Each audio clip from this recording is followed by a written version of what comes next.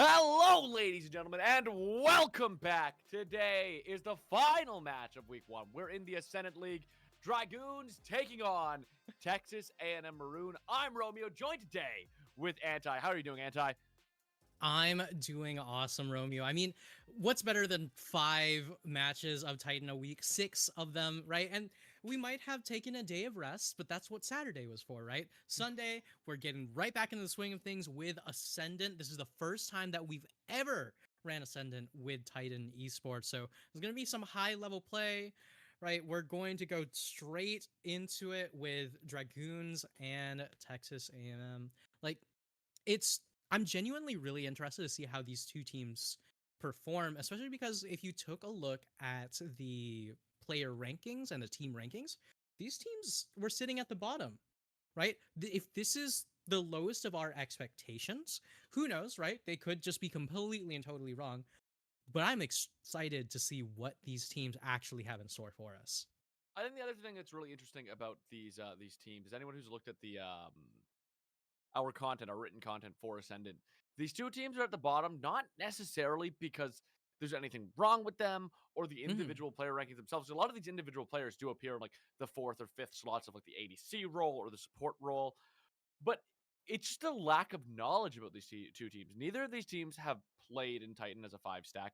I'm pretty sure Dragoons comes mostly as like a 3 out of 5 carried over from Risen. I think they have like a 3 stack that's carried over and 2 new players for this Titan thing or Titan team. And then on the other side, you have Texas. And like it says, collegiate teams are always interesting because they either stomp or they're some of the worst players we've seen in our leagues. And like we were talking off broadcast about how that's a thing, but like esports funding at some colleges versus others that funded a ton. So it's going to be interesting to see because these two teams, they might appear at the bottom, but this week and this showing is really going to be a tell of, do these teams really belong in Ascendant? Not to make that their story, but it kind of is, right?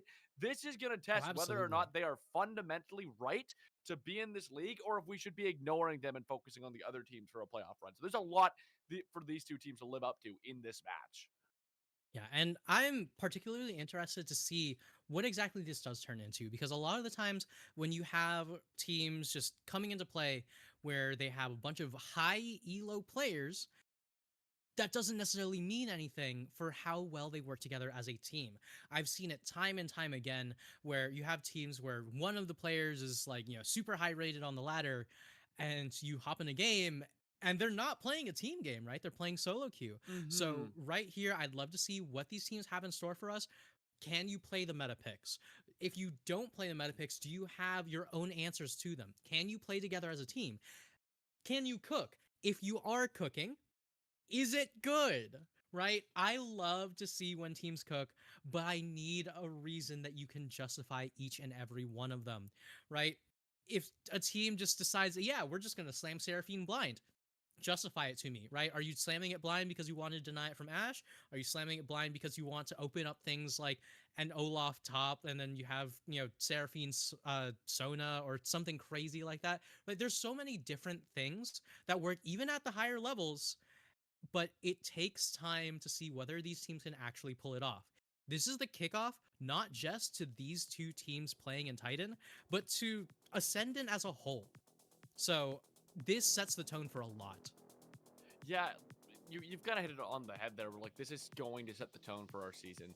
A lot of the other leagues have set it off in a big way. I know on Friday, anyone who was tuning to the last stream, we had like 3 40-minute bangers that like started off really cohesive and like towards the end trailed into like a very, very Fiesta style of gameplay. And that's what's interesting. This being one of our highest ranked leagues in Titan, you imagine you're going to hopefully see a lot of cohesive play. You're going to hopefully see a lot of interesting drafts that like very much fit the meta that we're seeing once you start moving into like LCS play and like pro play and like up there with like the D1s. So that's kind of like the question that we bring to you. I also fully agree with you right now where it's like drafting is so interesting right now because it feels like a lot of teams are either drafting these flex picks that end up like ruining their late stage drafts or 1v9. And then also like, I don't know, even up here, and I say this every time I cast, the easier the execution, the more in favor you kind of have. Up here, it starts to change a little bit once we start hitting these like high masters leagues and these challenger leagues. At that point, then it's like, okay, well now like the favorability of like just picks that can like steamroll early games or 1v9 late games are like very prioritized, making sure that they fit with the comp. But at the same time, I do believe if you have an easy like R-slam front to back comp, even the best players in the world are going to have an easier time executing it. Yeah, I mean, when the only thing you need to push to win a team fight is 5 buttons and all of them are the same button, all you have to do is make sure that everyone in your team can actually hear when someone says push R, right? So right now, we are getting a little bit iffy with the draft, right? We have a few bans coming in, but we're not seeing any of the picks just yet. But one thing I will say, these are not the most typical of bans. The picks themselves, very standard, right? Ashe Seraphine, I said it once, we'll say it again. It happens, right? It happens all the time. Jarvan and Orianna, Misfortune, that push R composition that you were just talking about, Romeo. But okay, Ashe Seraphine's good. I hate seeing it. I see it all the time, and there's so many more things that you can do with those champions. Like Ashe Milio works perfectly fine. Seraphine you can pair with a lot of other things in order to make these bruisers super strong. Now, the big question is, what are you taking off the table here, right? Because both of these teams seem very, very good at team fighting and skirmishing, but it's a question as to how it is that you enter these, right? What is your go button? What is your trigger? Do you only have one? Do you have a way how to deny the opponent for it? Are we going with a wombo? Are we going with the extended fight? A lot of these questions are going to be answered by the second half of this phase. Yeah, I mean, even like right now, DRG only has that Jarvan, right? Their Jarvan is their entire engage. They have MF and Orianna behind them. I'm hoping we see like a nice strong tank come out of that top lane. Maybe a nice support pick that can come out that can either do some solid engaging or at least protect the MF. On the other side, I mean, Xin Zhao, Seraphine, I always think is a nice like duo pick. Like there's a lot of engage options. You have that Ashe arrow and then the Encore follow-up. You can engage with the Encore, then lock down someone with the Ashe arrow. Xin Zhao, of course, his Crescent Guard is always something that people sleep on. If you can get like a nice placement in the middle of a team, you can disrupt that fight so well, especially off the back of an Encore or an arrow, or even using those to isolate after you pop a Crescent Guard. Syndra following, this is just such a classic team comp from Texas right now. It's very, very standard. I hope they play it well because it's very we've watched competitive. Yeah, this feels like I could see this draft coming out of the LCS and I'd be like, yep, it's another Tuesday. I like it. Absolutely. I like it. It's good. It's very good. Rel coming out with the MF. That makes a lot of sense to me. It's another engage tool. Misfortune can lock down. They have the Storm well. It's very much we line them up in a circle with that Cataclysm and let Rel and Orianna and MF do their work. I'm curious for these top picks, though. Yeah, the top lane picks being reserved towards the very end is something that it's not necessarily a surprise, per se. I mean, we do have the Rumble as well, so especially one of those champions that can build things like the Bloodletter's Curse makes it even stronger with that Orianna, with that Jarvan. Honestly, if you have a Jarvan and there's a Rumble or a Kennen on either team, they're gonna love that Jarvan Cataclysm. That box is helping. But right now, the last pick here, it is going to be the Ornn. So just one of those picks that's just a meat shield, beefy, able to stand in front with the team and make sure that Xin Zhao is not completely and totally messed up by being the only frontliner. I do like that they have someone on that front line. I would have preferred someone with a more solid go button that involves them getting into the back line rather than Ornn, who's more willing to stand next to his backliners. Honestly, my biggest question here is the Sona ban was interesting, to say the least, right? So for TAMU, the Sona ban says, yeah, we don't want to deal with a champion that has, the counter engage, a champion that has a lot of this healing, the shielding, this enchantment. And that's very good and all. I would have loved to see a Braum pickup from the Dragoons, right? You see the Ashe, you see the Seraphine. Millia being taken off the table is phenomenal. I feel like Braum could have been a very good pick here, but instead we're going with the Rel, we're going with the Jarvan, we're going with just hit R, and if they're all dead, we don't have to worry about the follow-up. But yeah, here we are. It's a very easy comp to execute for Dragoons. I mean, at high level play, everything is obviously very micro intensive. But in the same thing, it is that you push R, you win fights. The only thing with Dragoons here is like they don't have a lot of skirmish potential, in my opinion. They are very reliant on winning these team fights, or nothing happens for them. If Jarvan ult is down, nothing really happens for them. Like Jarvan and Rel's combo is this entire team's, and if one of those ults are down, I fear for them, especially Cataclysm. Cataclysm feels like it's what wins fights here, and that can get disjointed very quickly. Unlike Texas Tide, I feel like there is actually a lot of different stuff you can do in the skirmish. Zinzao's a great skirmish champion. Syndra's got that scatter of the weak. Ornn, I mean, very strong in those first 3 levels, deceptively strong, has a lot of knockup potential. And then you have very easy ultimates to engage a fight. Call the Forge God, Crystal Arrow, Encore, all of these great engage tools to get you into a fight. The thing that really Texas is lacking is damage. Like, I feel like Ashe is always an ADC where I look at it and I say you don't do as much damage as most of the other ones, which makes up for you having that Crystal Arrow. But if Xin gets ahead, if Ashe gets ahead, it's fine, as long as Syndra doesn't fall behind. If Syndra falls behind, I think Texas's comp is kind of doomed. On the other side, though, you can say the same thing about Dragoons. If Miss Fortune falls behind, I mean, Ornn just builds some magic resist and they're chilling. Right. I mean, what I will say is that Miss Fortune being behind is one thing. Ornn's so good at shutting down that bullet time, right? Yeah. And that's one of the reasons why I was so surprised not to see a Braum pickup say, hey, we just don't want to deal with any of that whatsoever.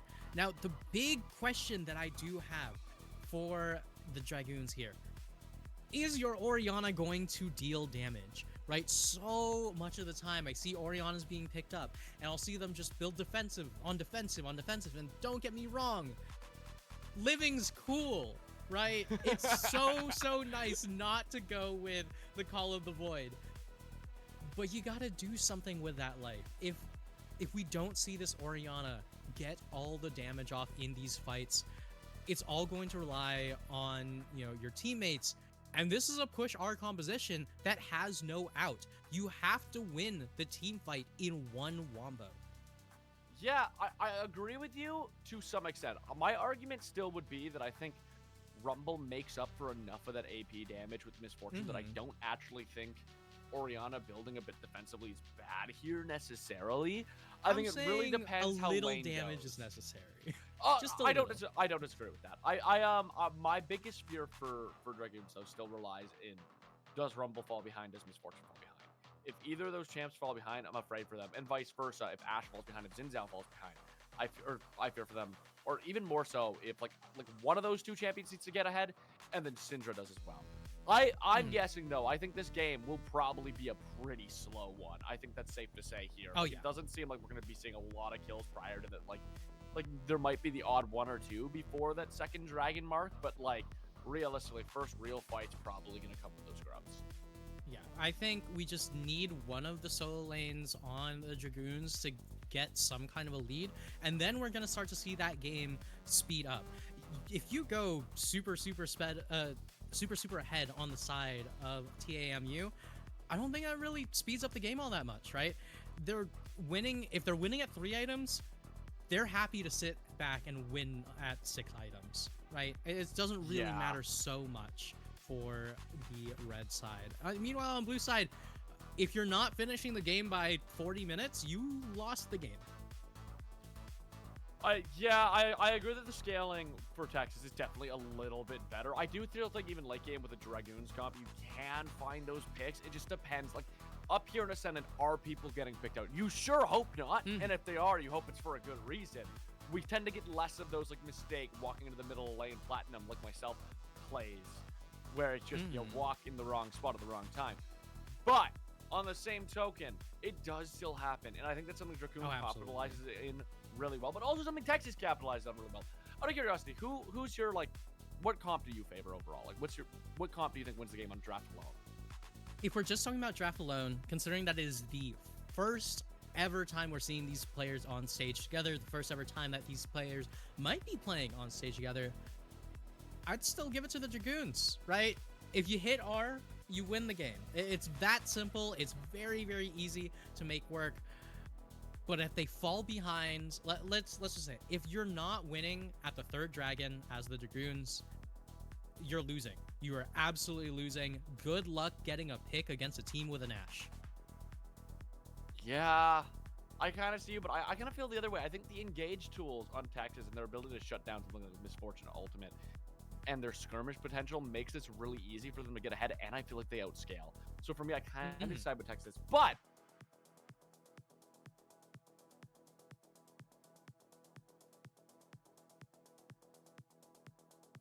before we get into the game. It always ends up being Chemtech, right? Like, that's just how it ends up turning out. I do gotta say, right, whether or not I think the Dragoons are going to win this, I think that it's whether I hope the Dragoons are going to win this for this first game, just because I do actually like the Texas comp a lot. I think that it's just so stable, so strong. It's going to be so boring. I want chaos. Well, we're going to have to go and get to the Rift to see the chaos. Let's head right over there. All right. Here we go. Best of 3. Just going to start it off. I do love the fact that Fearless is well adopted by basically everywhere on the planet at this point. And Thank God. right now, yeah, I know, right? I'm glad that we're not going to have, 3 straight games of Orianna Jarvan on one team and Ashe Seraphine on the other.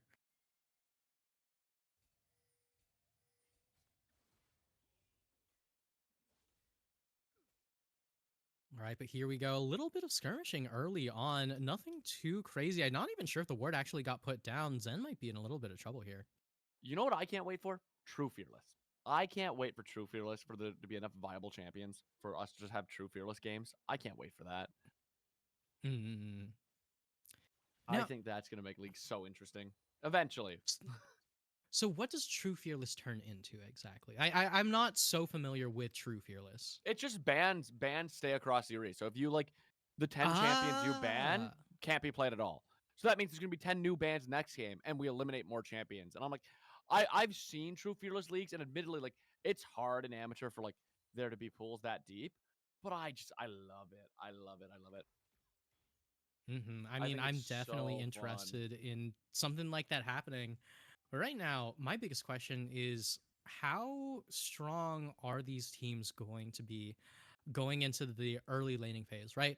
I said that the solo lanes from Dragoons need to go crazy with it if they want to be able to get an early lead. We are seeing Orianna take the lead early on, but it's already going to be, made up by the minions getting crashed in the tower.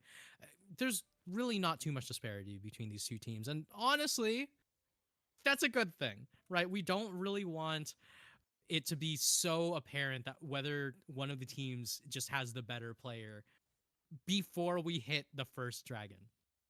Yeah, and right now, like, that's not being the case. The only lane that we're really seeing, like, a bit of a push in of the CS is that Rumble Ornn lane.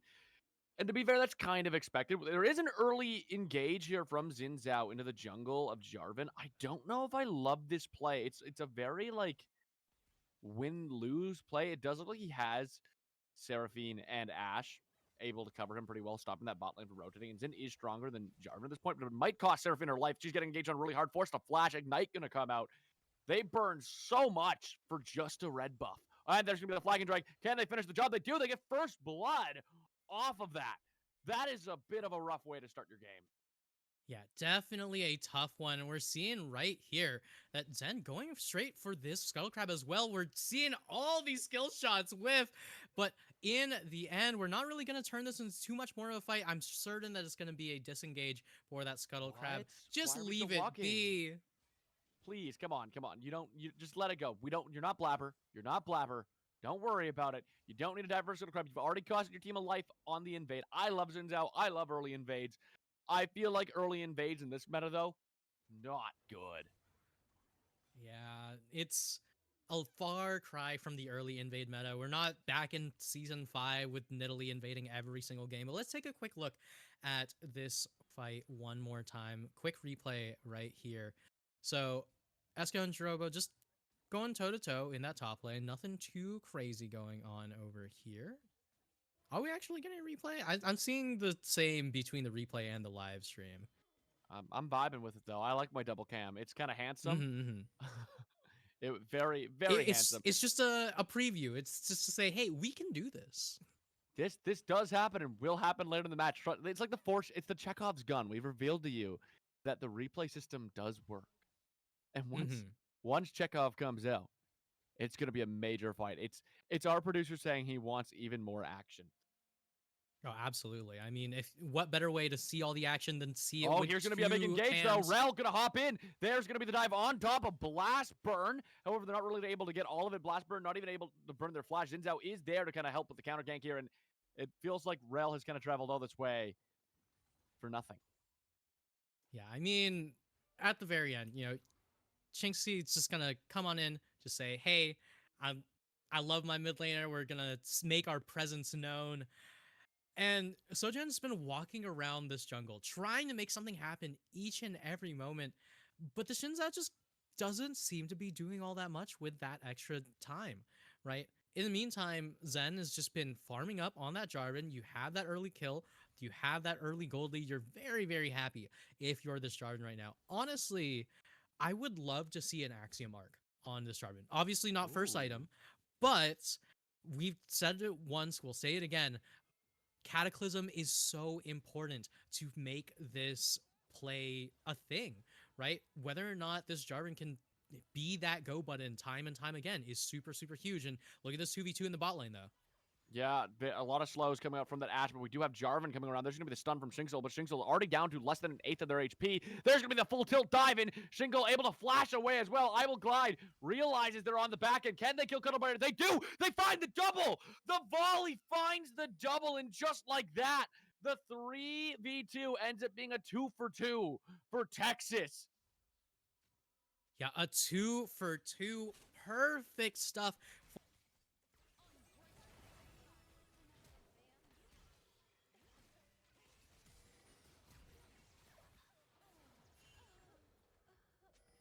Volley takes them both. That net is not going to save you. Zen just tried to make it happen, but in the end, I Will Glide showing exactly what we love to see from these high-level Ashes. That Ashe clutch might have actually saved that lane. That lane could have been so doomed. You have a 2 OMF able to get ahead, and Ashe able to pull it out, follows the namesake, glides all over, playing in that bush vision as well, something you definitely see more in the higher elos of the play. And that's one of the things that I love seeing about like a league like this versus D4 cap. You have those smart like bush hide in strategies that you don't think of usually as a regular player, or even when you do, it's a lot harder to pull off. That Ashe did literally everything right to even stepping up for that volley, hitting the Seraphine. Like, let's be real. A portion of that is luck, but also a large portion of that is just getting in the right space for when you pull the trigger on that in the hopes that something like that is going to happen. They burn the sums as well. I would even argue that Texas is up right now. Flash going to be down for Rel. Flash going to be down for Cuddlebear. They don't have Cleanse. They don't have Ignite, where they still have Heal and Barrier up for Texas. And they get an Inferno Dragon off it in the long run. Yeah, I mean, this is all cool and all. My biggest question here is, where is the lead for Zen? Never mind that. Crystal Look at Arrow this gonna go fight. so hard. Good night. I Will Glide gonna pick off Cuddlebear. Now Shingzel, no flash to get away, isn't on that horse. And honestly, it's just gonna be the route to a death. Seraphine is gonna steal the kill, but it's still worth. I mean, sure, let's give Seraphine a kill. Why not? Quicker first item, right, guys? Oh, absolutely. I mean, at this point, when you've already got 3 kills on your AD carry, you do just kind of want to spread that gold around a little bit. I will also say, Seraphine, one of those champions that benefits quite a bit from that influx of gold here. But the biggest thing to note is that enchanted crystal arrow was so important because the cleanse was already just forced out of Cuddlebear, right? Cuddlebear just struggling to survive in this lane, even with the rush towards that Bloodthirster on the Misfortune. It's been a long time since I've seen Misfortune with a Bloodthirster rush in these kinds of games, but right now, Blastburn could be in trouble. Oh, a huge flash to avoid the Cataclysm. That's going to keep Jarvan offline for about 80 seconds. Yeah, you burn the flash. Very, like, net positive play from Dragoons, obviously, but they do send 3 there, and to have a flash like that from Blastburn, you do everything you need with that flash. An amazingly timed flash coming out of that Syndra. Extremely well done flash. Now the big question is, when that Cataclysm is back up, is Blastburn going to be able to get away from those in the same vein? The Grubs, on the other hand, are getting taken away. In the meantime, Best is doing what they can to hold on to this mid lane. It's looking better and better for Texas A&M Maroon. And this is the problem we were kind of talking about in draft, the point that was raised about the skirmishes being over on the side of Texas. The one Mm-hmm. thing they've kind of beat, although I would argue that Dragoons has that easier push R button comp, they don't have skirmish potential unless they're fighting with a team. If you're Jarvan, you need Rumble Oriana with you. If you're Misfortune and Rel, you kind of need Jarvan with you for the lockdown. And without it, you can't fight these objectives. Magnet Storm and Cataclysm are your way into every fight. And when you don't have that, you can't fight. Whereas over here, Orin can engage a fight. Syndra can engage a fight. Xin can engage a fight. Ashe can engage a fight. Seraphine can engage a fight. They can all engage. And as long as either Xin or Ashe are there, they have the damage to win the fight, which means these objectives are much easier to go without committing your whole team. If you're Dragoons, you probably need to commit 4 to every fight you take, whether that 4 be Rumble, Jarvan, Oriana, Rel, whether it be the 4 in the bots of the map and leave Rumble top. You need to commit numbers. And if you're not getting numbers, you're not getting objectives. And the fear with this, like we were saying, is they're kind of on the clock. Texas does scale. If we get to those like 38, 39, 40-minute marks, Syndra Ornn are going to be unstoppable. You kind Oh, of need to win this absolutely. game in the mid game if you're Dragoons. You have that like 20 to 30-minute mark to win, but the more gold you give Texas early, the harder that mid game becomes. Yeah, like I said, if Dragoons aren't winning by that third dragon, they've lost. Right? So, first dragon already down. We're getting another dragon coming up in just under 90 seconds here. Now, the biggest question that I have, right, is what are we going to see from these solo lanes? Because I'm gonna say it, the duo lane from Dragoons not really impressing me too much right now. It's so good from the side of Texas A&M Maroon, but this Misfortune, this Rel, right? They demand so much presence, they demand so much gold, they demand so much respect, but there's just not enough damage coming out from Cuddlebear to make it worth it. And the truth of the matter right now that I like kind of question is when we go back to this game, that Jarvan gank being a bit overplayed, a bit overzealous, causing that double kill, it seems to have put us in that position because that 2-for-2 trade benefited Texas so much. But on top of that, we haven't seen a lot of Jarvan in this bot lane since then.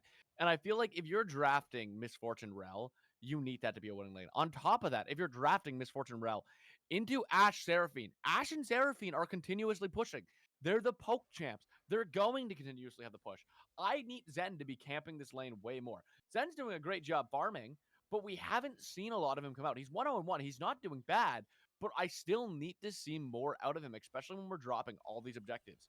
Maybe it's going to come here, though. The Magnet Storm going to go forward. There's going to be the Encore. They get 3 charms with it. I will glide, able to glide away. Bullet time not going to do enough damage. Xin showing up a little bit late in this fight. Has that flash up. When Become Lightning is available. Is just going to be focusing on the Jarvan, though. Not going to try to dive on the backline. Nothing fancy. Gets the high note. There's going to be I will glide, finishing off the job. Sting Soul under the tower. Crescent Guard going to be popped. Doesn't find any hits, but they do get the 1-for-nothing trade with Dragon up. Syndra already rotated, and that Hextech Dragon going to go firmly over the pockets of Texas.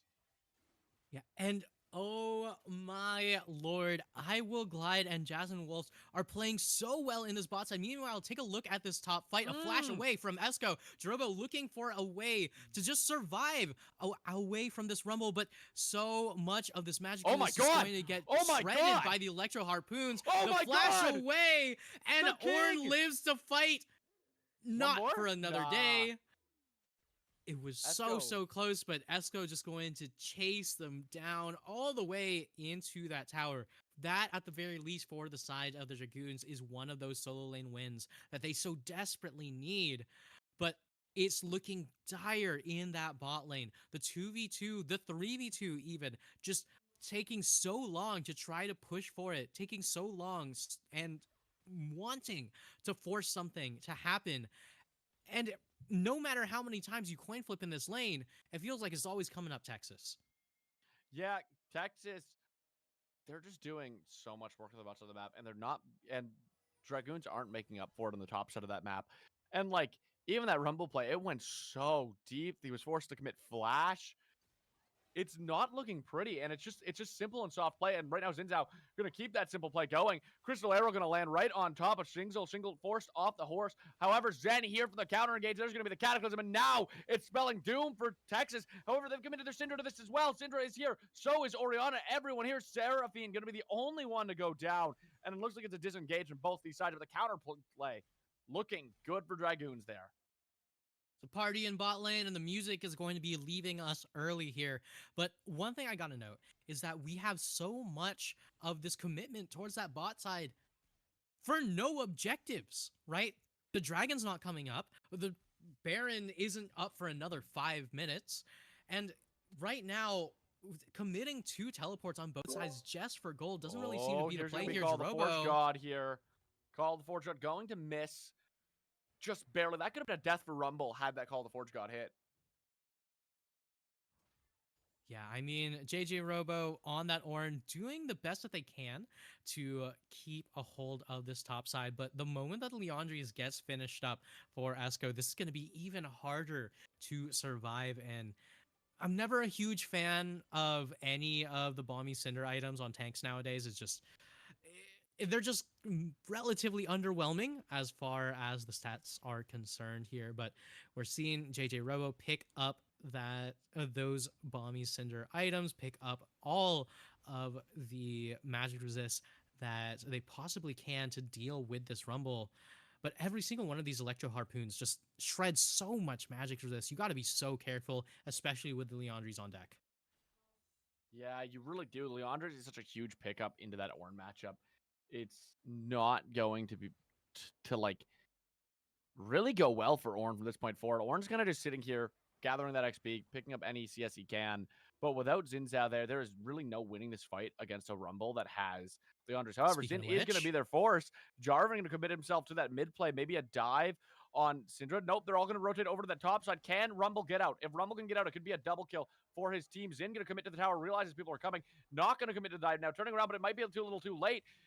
They're caught in the middle. They can't make a decision here. There's going to be the bullet time. Crescent Guard going to keep him alive a little bit longer. Jirobo, definitely not long for this world. And there goes Zin. He's sent to the gray screen as well. And the kills just coming up to Misfortune's door. That's a double kill for Misfortune.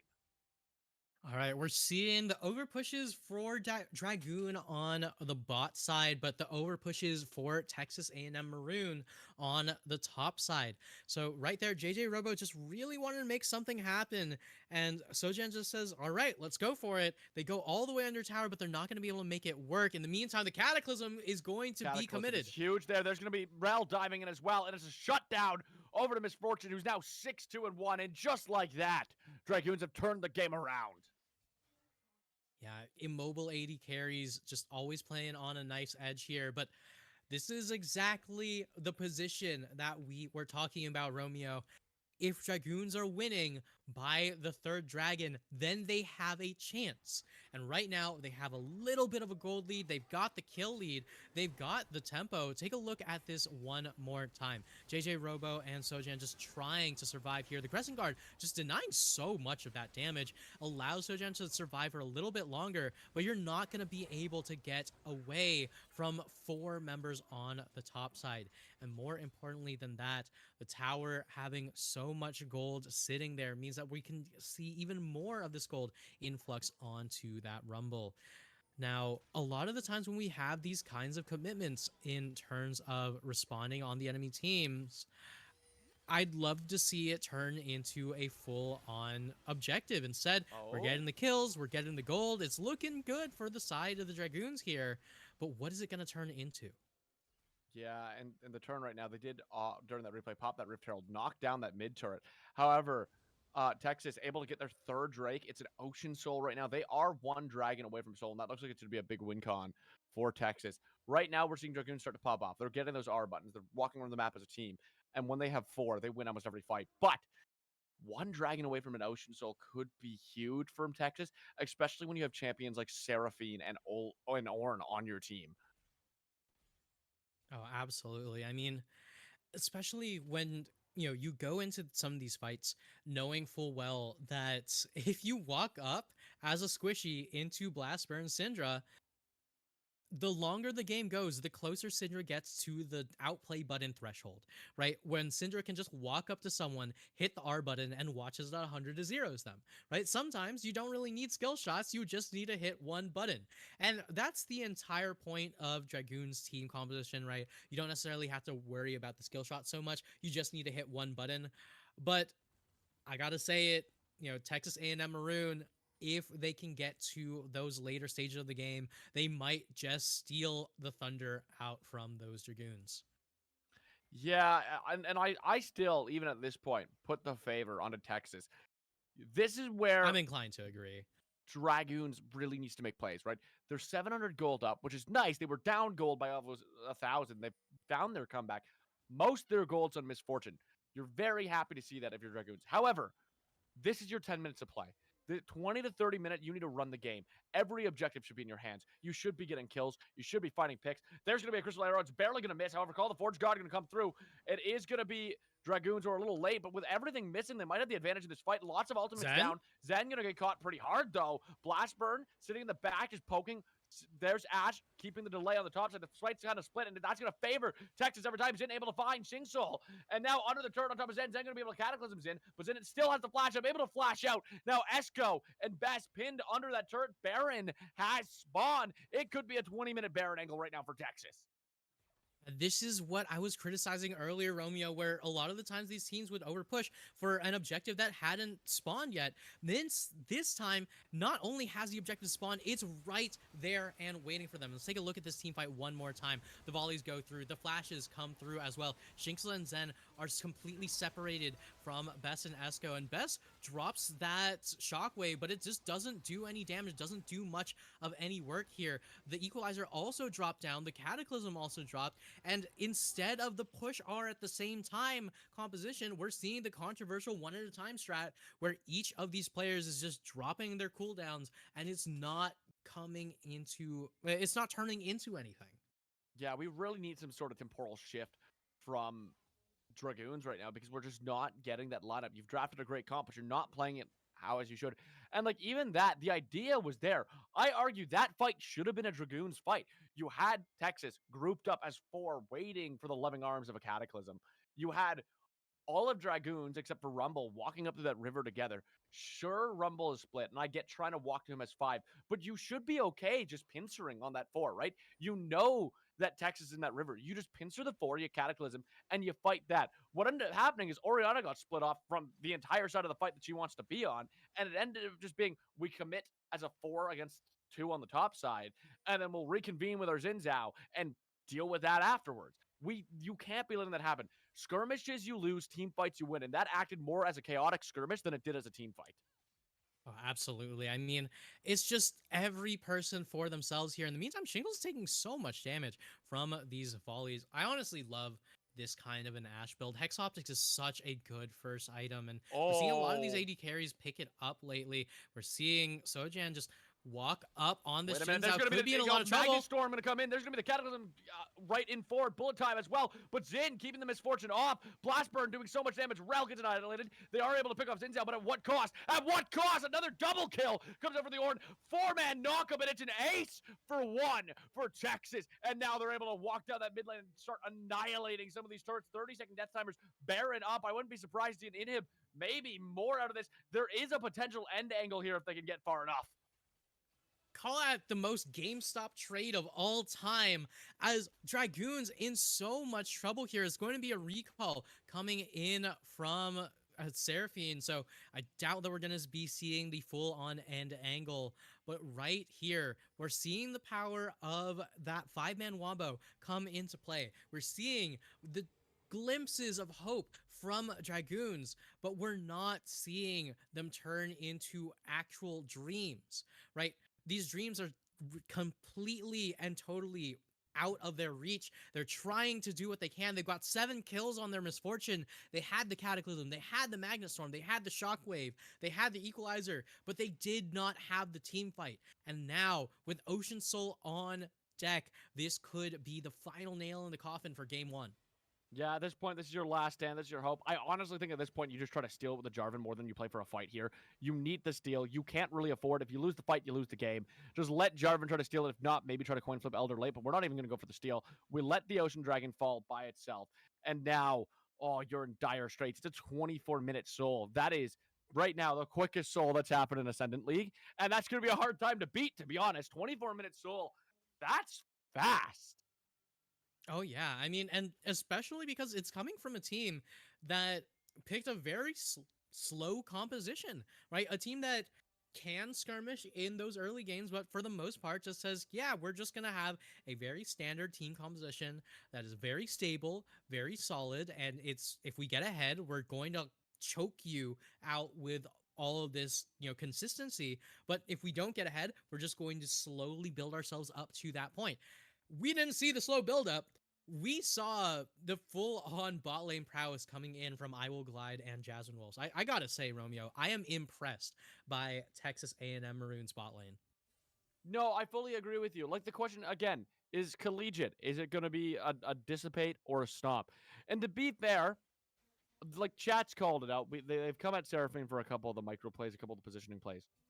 I Will Glide, though, on a micro level, incredible. And Seraphine, despite the flame, has been doing everything she needs to do in these fights. That encore button not only has just been being pressed like it should, but it's been at good angles where it's getting that extended range. It's collecting multiple. It's being held for waiting for a Jarvan engage so that they get caught out and are able to just counterplay it. There's going to be a huge crystal arrow, by the way, to shut me up. High note's going to go land. There's going to be the stuns. Encore goes through, lands on 4 of them like we were just saying. And now the fight is very hard. Cataclysm going to be completely wasted. The team not there to back him up. Misfortune not even there to bullets time. And now she's going to get knocked from the call of the Forge God. And it's just one by one by one by one. Bat's going to go golden. Not going to make a difference. They're going to go down immediately after. Now it's only Cuddle Bear by themselves. None of their tanks. None of their engage. And this game is looking all but over. Yeah, I mean, Dragoons, they keep on trying to make something happen, and I respect it, right? You go in, you say, we're not going to go quietly into the night. We're going to try to clear it out. We're going to try to win. And for a moment, they had us believing, but Texas A&M Maroon are not here to say, you have a chance. They're here to put their foot down from the get-go. Ascendant's first ever game going over to Texas A&M Maroon. Yeah, Texas A&M, absolutely dominant performance here. Great comp draft and played to perfection. They did everything they needed to do. They focused those skirmishes. They found their picks. They used the Crystal Arrow and Encore to their advantage. Sojan, honestly, by the way, like, played that early game very safe, like, didn't go for a lot of early flashy plays, but did everything you need to do as a jungler up here. Got all the objectives. 24-minute soul off the back of just being in the right place in the right time with good tempo. Sure, he wasn't ganking all the time. Sure, his ganks were often counter ganks to just force Jarvan off, but that's all he needed to do because that was the team comp. You win late and you wait for your level 6s, and that's what he did. There were so many good players. I mean, like, obviously, if we're going on Flash and talking like the MVP of game 1, I Will Glide. I mean, like, let's face it, that 2 for 2 in the bot lane when it was in the 3v2 position with that Ashe volley might have been the thing that kind of won them the game to some extent. Like, don't get me wrong, that game was not over from that point, but that moment put them in a really, really good position. And from there, it was like they never left it, minus that short period of time in the middle where you expect to fall back. If you don't find that double kill, I do actually think the game just gets steamrolled. If Miss Fortune finds a 2 for nothing there, I think that game's done. I would argue that the bot lane double kill from I Will Glide, it might not necessarily have decided the game, but it's so important there because it forces Zen to look at bot lane so much more. It starts getting out of hand with Ashe Seraphine having a lead, and all of a sudden you're seeing these 2v2 plays come in again and again and again, and it was so difficult for Ubis and Shinxel to play into those two. It was very well played from the bot lane of Texas A&M Maroon, but we can sing their praises all day. How about we just go to another game and reset, see whether they can do it again? Yeah, we're going to go ahead and take a quick intermission, and we'll be back with a Game 2 draft to see if this series is going to continue or if Texas can find another dominant victory over Dragoons. Don't go anywhere if you want to see how it plays out.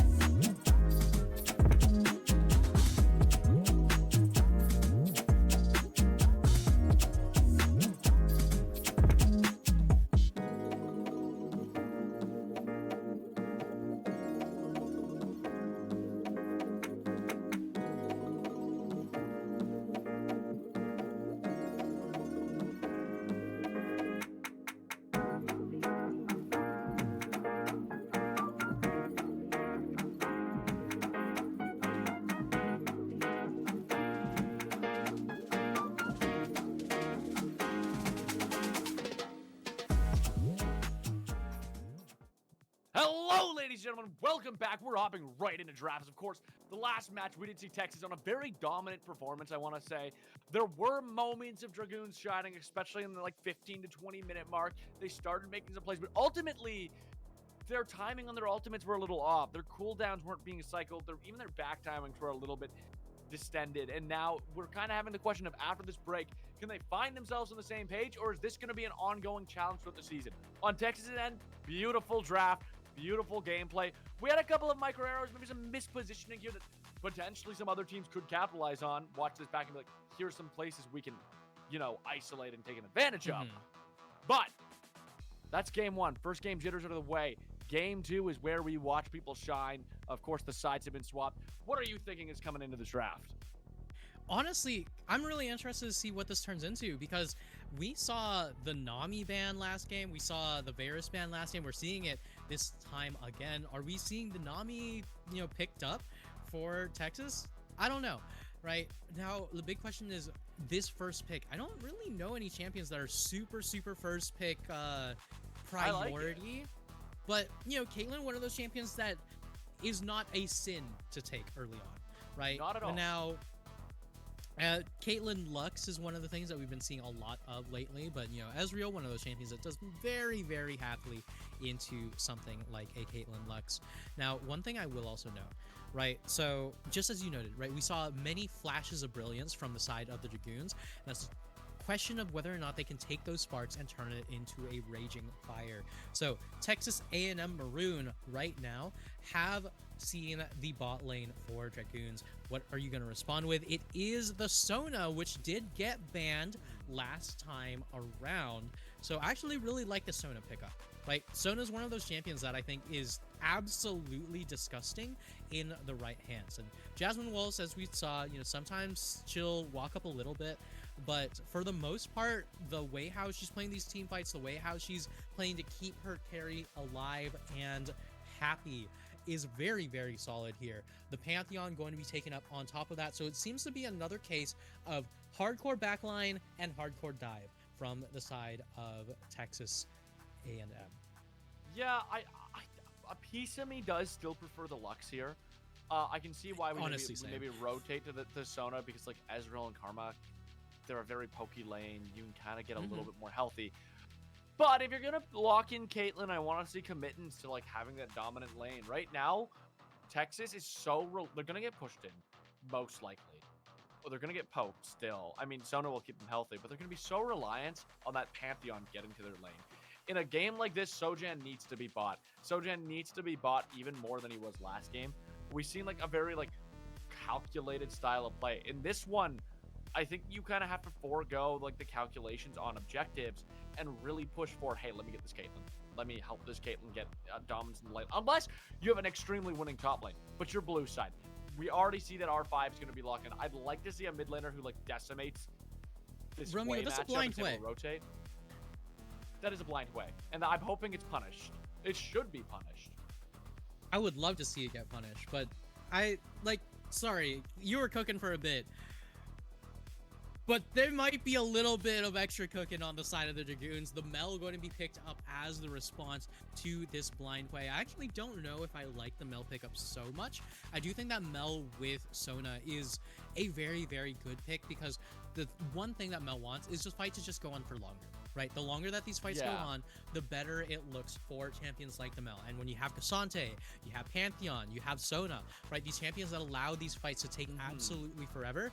It's great, right? Especially Ezreal, one of those 80 carries that unless you're, unless your name's Dragdar, you're not going to be sitting there outputting the same damage that a Caitlyn is. You're going to be sitting there getting a lot of poke damage off, but you're not ending the fight for anyone. These fights are going to go on for a while, so I really do like Texas A&M Maroon here. I'm with you, though, on the not loving the Mel pickup. Just for the sake that a blind play, and you lock in a matchup that statistically in Diamond and above has like a 45% win rate in Hwei. So, one thing I will say about that is that I think that a lot of Mel win rates are super fake.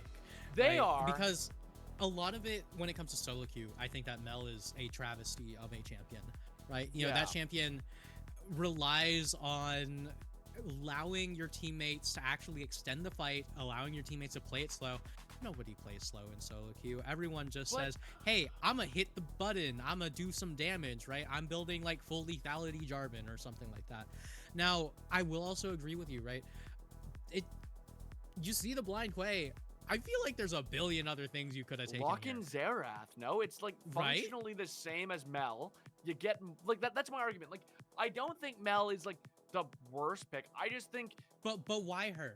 there's more punish. Like, don't get me wrong. I get like maybe we don't want to lock in these other Jace because we want to play that like blindable AD top lane. Fine, but there's AP options that function similarly to Mel. What's good about Mel? You have a reflect is like the only difference really between her and Xerath, but Xerath makes up for it with range and damage. Your only team's AP. That's why you're locking in Mel in this mid lane and not Assassin in a way. So give your extended range. Just play Xerath. It is so much better for your comp. Your comp then has so much range to counteract the Karma Ezreal. You have Caitlyn Xerath, and then your Sona empowering you. Pantheon and Cassandra in frontline, and you can just front to back and extend the fight and outpoke the poke comp. Like, to me, it's just a way better pickup. Maybe Blastburn doesn't play Xerath, but I'm going to be honest, if you don't play Xerath, I'm kind of surprised we're playing mid. Like, I feel like Xerath is a champion that at this elo, a lot of people know how to play. I think that Xerath is deceptively a lot harder than people give him credit for, so I'm not too surprised that Blastburn's not taking up specifically Xerath, but I feel like there's a lot of champions where, in my mind, I'm slamming it into the play. But to be fair, it's all going to be a matter of player comfort before it is a matter of the actual matchup itself. So Blastburn, the Mel has a lot of question marks. For best, we also have a large amount of question marks from this blind way. Mid lane is going to be hopefully a bloodbath because I need to see what these players turn this into. Yeah, no, you're right. And like I am looking through, and in fairness to them, they don't play Xerath. They don't really have any games on it, but they do have games on things like the Ahri. They do have games on things like the Asol, which I both think are like better picks than a Mel here. Maybe not functionally the same in the same way. But yeah, I do agree with you. This should be a bloody mid lane, and I think this mid lane is something that's going to be a deciding factor of the game. But the only way to find out, of course, is going to be to get that there. We got to get the rift. We got to see the gameplay. We got to see what's going to come out of these two teams before we know. Right, so as we hop onto the rift, I think that the both of us have agreed that Texas A&M Maroon have a generally solid composition, right? We have a few questions here and there, but they'll be answered once we're actually in the game itself. But overall, relatively solid, right? You got good siege, you got good damage, you got good poke, you've got a good amount of beefiness for this team to thrive. Meanwhile, on the side of the Dragoons, I don't know what this comp does. I'm going to be really honest with you. Like, I can tell that they want a team fight, but I don't really know why. It feels very pokey. It feels very much, we sit back, we chill, we poke you out, right? Like that's kind of my And then thoughts. you look at topside. Like, yeah, like, well, my guess is that, well, Nara can do some poke. And I think Skarner's just there to lock people down and keep them away from Ezreal way, like that, and then like stomp their lane. That like not the Skarner, but the Gnar. The Skarner I think is that's a lethal just tempo Gnar. poke people down. Yeah, I think he is. Oh, that's even more. I mean, it's good for lane. I think it's good for lane. It is, but I do think that means that Zen has to be coming top lane. So we're going to be seeing likely a lot of this Skarner in that top lane, but we do have Zen pathing towards that bot lane right now. There's a lot of damage already coming out. I Will Glide is just piecing up Cuddle Bear with those hits. Cuddle Bear was stepping very far forward Ezreal, and I mean they paid for it immediately. Yeah, I mean, one of the powers of Sona is at level 1, you're already a full-fledged enchanter, right? You're already going to be able to get a decent amount of poke off while also allowing your favorite AD carry to get the same amount. In the meantime, Esco going to take a little bit of extra damage from that tower, but otherwise doing very, very well in that top side. Shinxel and Cuddle Bear struggling a little bit in this bot lane, but they're keeping up as far as the gold is concerned, as far as the health bars are concerned. I'm a little bit surprised to see I Will Glide not opting for that Doran's bow. Instead, going to be opting for that Doran's blade, but honestly, when you have someone who has as many heals as a Sona, I can understand the extra health pot not being as important to you. Yeah, the extra health pot maybe just doesn't matter as much. I also like wouldn't be super surprised to maybe even see this Ezreal back and like buy a call immediately. Like I do think there's a world that this bot lane for Ezreal is just to stay alive and farm lane and let that Karma rotate the best she can with that Skarner to help with that mid and top. And I wouldn't hate it. I get like the Ezreal might get shafted a bit if you do that into a Caitlyn Sona, but I do think that the lock-in and Sona, something like a Sona and a Lux, gives you that ability to like maybe play a bit safer with the Ezreal in that laning phase and just farm up while your support tries to make plays around the other side of the map, help out your other laners. Because like you said, we want this Gnar to win that top lane. It would be nice to see a bloodbath in that mid lane. But I think Whoa, that stabs. Yeah, big dive forward. Wait a minute. Barrier going to be popped. There's going to be stunned up on a trap. I don't know what the look was there. that was absolutely a misinput, right? Cuddle Bear just dashes forward with that arcane shift and immediately pops the barrier. And I mean, there's nothing on this planet that you could tell me to convince me that that was something that Cuddle Bear wanted to do, right? I mean, he dashes forward, he immediately loses a super long cooldown, and Cole might have been on the table if you're able to keep your sums, but once you're dropping them down early like that, you're just going to be going for that tier. The What? flash forward from Flash Sojan. forward. They are going to find that shield vault, but it just seems suppressed into the wall, and Sojan's going to go down, and I just... What? Mel going to try to finish off Zen. Are they going to be able to? They use that reflect. The Solar Snare is going to land. They 1-for-1 it. Mel picks up the kill. Skarner picks up the kill. Overall, probably the better play for Texas. Jasmine going to get caught out now. And I Will Glide going to just take their way back to base. Kettlebear staying on top of Jasmine is flashing forward here. Jasmine still on the run. Is going to get out. Ooh. What is... It's a lot burnt. A lot of chaos. Nothing that makes sense. Had that mystic shot landed, it certainly would have been a kill, especially with that fully stacked lethal tempo. But Cuddlebear just barely not going to be able to land it. I mean, the extra move speed from Sona allowing her to walk out just in time. We take a quick look at this one more time, right? So Sojan flashes forward, ends up dying, but this is exactly the power of Mel that I was talking about, right, Romeo? Where if the fight goes on for longer, it gets more and more terrifying, and the fight went on for long enough. We look at I Will Glide losing out on the bot lane. Both sums burned for this Caitlyn, but going to be the one dying first. Shinxel going to be taking up that kill. Maybe it's not the Texas A&M bot lane. Maybe it's just Red Side.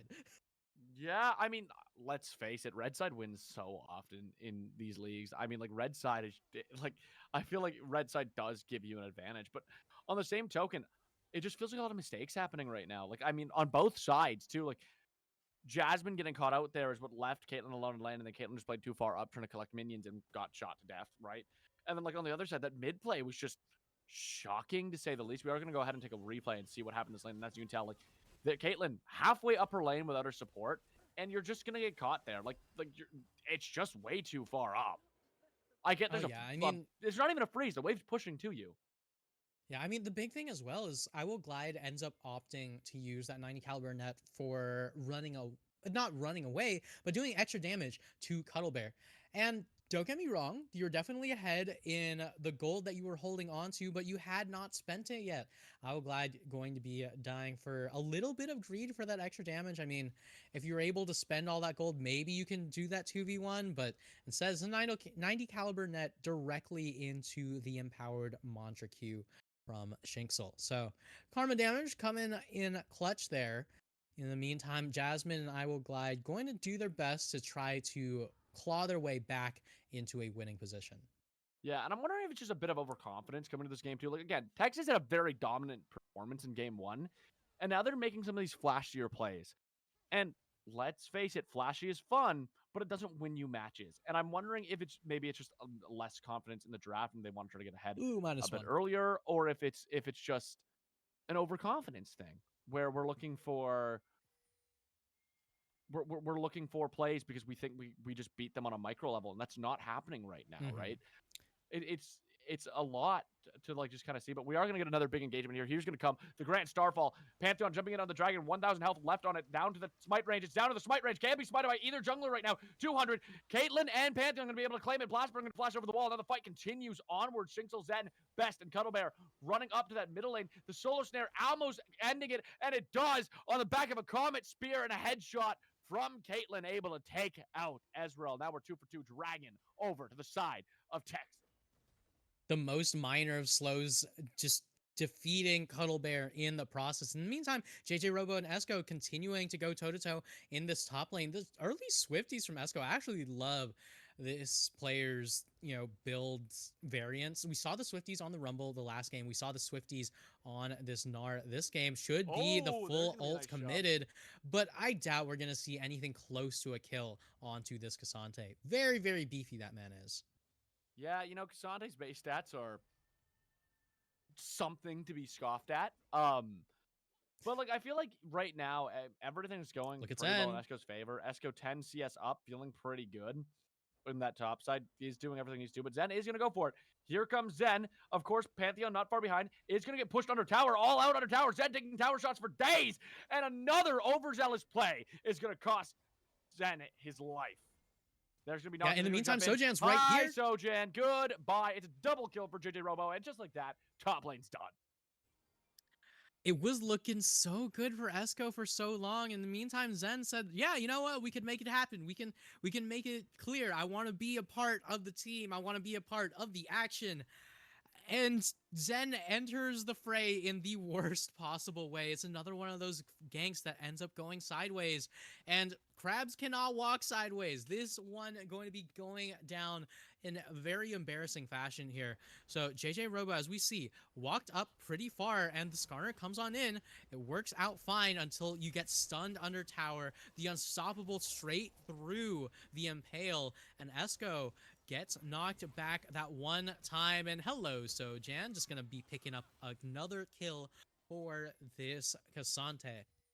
And it just becomes a question of what is the look there, right? I understand we want to help that Gnar get ahead, but Gnar's winning on the CS. He's 10 CS up. He's gonna keep climbing. 10 CS up at 10 minutes is not bad for something like an Ascendant League, right? You are gonna take that small advantage. We don't know where the Pantheon is. We apparently didn't see him in that blue side, so that's fine, but we don't know where he is. And on top of that, it's so hard to stun a Cassante, and you're going to do it right in front of his tower. That's how Cassante wins fights. Don't worry about it, right? It's the same thing with Skarners. Towers are friends. But you kind of have to figure out whose tower is whose friend. So right now, Texas and Maroon have a very, very good game state on their hands here. Blastburn is continuing to farm up in this mid lane. I will say that Best Way has been pretty all right. There's going to be a trap right behind Shinkle. Shinkle trying to find their way out. There's going to be the Grand Starfall into the back line. Cuddlebear completely pieced up, forced to flash forward right into the loving arms of I Will Glide, able to kill them with a pilt over Peacemaker. Shinkle now not able to go anywhere, and just like that, Sojin, Jasmine, and I Will Glide able to find a 2-for-1. Zen's going to fall very shortly. Blastburn over there. Maybe the kill goes to Mel or Pantheon is your hope. Pantheon going to get that double kill. And just like that, Texas is so ahead off a great stun from Jasmine Wolf. She just decimated any hopes of the inwards. That trap placement was great. And I mean, Sojin this game is showing that he can play two styles of jungle. He can play cool and collected, or he can be anywhere he needs to be. Yeah, I mean, okay, don't get me wrong. On one hand, it has been very, very well played from the side of Texas A&M Maroon. And Sojan has been so impactful on this Pantheon. I think that Sojan's pathing on the Pantheon has been very, very predictable, though, right? A lot of it is just being in the same place that you'd expect a Pantheon to be with that exact clear path. Right? There's no mix-ups on the clear timings. There's no mix-ups on whether or not he should be there, but he's always there when you expect it. And I feel like this is a failing on Zen's part to recognize the fact that Sojan should be in those positions. Sojan should be available to counter gank. And so many of these counter ganks are coming through. less because Sojan's always in the right place at the right time, because Zen is forcing a lot of these fights when it's just not allowed. JJ Robo could be in a lot of trouble here, but you're just going to be able to dash on out. Esco not going to be able to look for the kill under tower.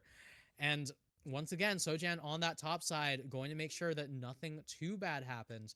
Zen, this time, looking to make something happen on the bot side where Sojan cannot respond. I'm also a bit surprised, to be honest, that we're forcing so many fights at Zen, because I feel like your team kind of wins this game naturally, right? Like, if nothing happens, odds are Nar's going to be nice up CS, W. Ezreal's going to be up CS, Karma's going to be up CS, and we're seeing that. Bot side, though, Cuddlebear going to be able to find Jasmine Wolf, gets a kill to pull back the game. Ezreal going to be able to find that kill and get a little bit of a gold injection to that ADC. And I mean, with the CS up and the kill, they're probably about at an even state with Caitlyn at this point once they back and buy an item. Yeah, I mean, very, very well done from Zen. Oh, I jump was to the wall. Can he him find the earlier. steal? He does. Whoa! Sojan gets the steal, flashes out, and is feeling fine. Sojan right now just stacking the stat pad here. Yeah, I mean, there was just zero chance for Zen to actually, get that secure, because look, that's still 5 snacks left for Zen on the Skarner. In the meantime, Sojan already had the fully upgraded smite. Understands, yeah, I can just walk on in. My E will allow me to be as impenetrable as possible. In the meantime, Grand Starfall gonna come right behind them, right when you expect. Cuddlebear is there. The stun does miss from Sona, but it doesn't matter. Sojan is there. He's ready to take that spear, jam it into Ezreal's face a couple times, and goodbye to the Blondie. Yeah, I mean, Cuddlebear not going to be too happy about that one. I was giving some praise to Zen earlier, right? Going for that bot lane play, the one time that Sojan couldn't actually do anything in response. But now it's a matter of finding out how do you track this Pantheon, because earlier it was what I would call a more of a misplay on the side of the Dragoons. Now I would say this is Sojan playing extremely, extremely well on this pathing. Yeah, Drobo right now, though, on the top of the Nofo strikes. The Tofo strike's going to hit. Esco tries to flash. The root goes forward, all out. And Drobo showing what happens when you're an item up on Xante. But we can see Sojan almost going down here, going to get shut down by Shinxo, who is on the top side just to make sure that Zen can actually do anything in this game. In the meantime, Cuddlebear going to be suffering a little bit on that bot side, but that's what Ezreal does best, right? Playing that 1v2, surviving, playing a very, very strong AD carry, regardless of whether or not he has any backup. In the meantime, Shinxo just walking around, making sure that Zen can get back into the swing of things. And now with the Karma appearing, Cuddlebear's more than happy to walk on up. Yeah, just able to kind of go up and chill it. Now that Karma's back. I'm surprised we haven't seen more rotation from Karma, especially considering right now, Dragoons was carrying CS leads in every lane when the fighting wasn't happening. And it just makes the question of what happens this game if we don't force so many plays. But we're going to take a quick look at what ended up happening in the jungle. Here's Sojan trying to invade on that Raptor camp. And, I mean, that's the suppress, right? The Impale, you know their team has to be close. I mean, you might not know the Karma's there, but you know Hui's right there. And that's just what Skarner does, right? Skarner wants you to play into him, and then he just kidnaps you. And that's how that works. You need to play when the kidnap is down. Yeah, I mean, Zion's been doing super, super well in a lot of these counter ganks. I don't think you need to be pushing the envelope a little bit too much, right? I mean, you already have that lead. You don't need to be pushing that much further. There's already 3 kills on this Pantheon. But right now, I will glide just doing some fancy feet, doing some side steps, and Zen could be in a little bit of trouble here. Oh, there's going to be the crescendo, but Ezreal able to just easily use that arcane shift in time to get out. Just basically a frame-perfect arcane shift to get over that wall. The buffer is huge. We love the buffer. The buffer is our friend. The buffer is home. The buffer is a vampire slayer. I'll be here all week, folks. Oh, boy. Oh, yeah, wow. Either way, I will also say, right, Esco, on the other hand, could use a few buffs himself, right? Right now, has the fully completed Triforce and the Swifties. Oh, big play happening mid here. Oh, TP coming forward. Cuddle Bear going to find Jasmine Wolf. Here's going to be the Grand Starfall from Sojan, who's trying to get on top of Zen. This might be a little bit too little too late, though. Using that shield to try to get away, but it's not going to happen. A double root comes out of the crescendo, and it's just a bit rough. Blastburn going to go forward. Hui ends up getting his ult reflected back into him. That's spiraling to spare. Does so much damage to himself. Solar Snare going to miss, though. I Will Glide trying to step into Cuddle Bear, and it's not working. The target selection split was not working for them. However, Blastburn able to find the kill. Ace in the hole. There's the damage. Blastburn, though, keeps missing his kill shots. Blastburn might get away. Way on the run, and they do, but it's a triple kill to Mel, and now that mid lane is going to be so rough for best YN. I have one question to you, Romeo. How long did that fight take? Was it long or was it long? Right, Jasmine Wolf, as we can see in the replay, gets picked up by that Impaled. It's the immediate suppress, it's the immediate kill, and they step up just a little bit too far, right? This fight could have been absolutely disastrous for the side of the Dragoons here, but instead, it is going to, at the very least, turn into a, fight where they can get 2 kills back. But I Will Glide walks up, gets the kill onto Cuddle Bear, and Blastburn, had he managed to land either of those skill shots, would have been able to confirm a near ace after that team fight. This is the part where you have to be concerned, right? Amel, with this much damage, with this much gold, is going to be able to control so much of these team fights, especially when they're this long. Yeah, and I mean, also fighting in that narrow hallway, it was so easy for Blastburn to land that Solar Snare that I call a crescendo in the team fight. The Solar Snare landed on 2 of them, and then, I mean, it was a great reflex. Sojan? There's going to be the kidnap, though. Impale on Sojan. Sojan going to try to flash. There! Oh my god, the Rift Arrow play is huge! He's able to use it, knocks up, finds his way back in the fight, gets the stun on Esco, causes Esco to die, and gets out. Sojan, the GOAT right now, is going to fall, but oh my god, that was just a nice play. I think maybe it didn't work out as well as they were hoping, but it was a nice thought. It was a very cool idea, a very creative play. I loved that. I loved every second of that. They might be down 2-1, but you won my heart, Sojan. Yeah, I mean, Sojan definitely cooking there, but unfortunately it ends up being burnt in the end as 4 members strong walking into this Infernal Drag. This could be big. Blastburn and Jasmine walking up to this dragon. We're almost certainly not going to be seeing the Mel steal, as Zen is going to fully commit to that dragon, able to actually get it for the side of the Dragoons here.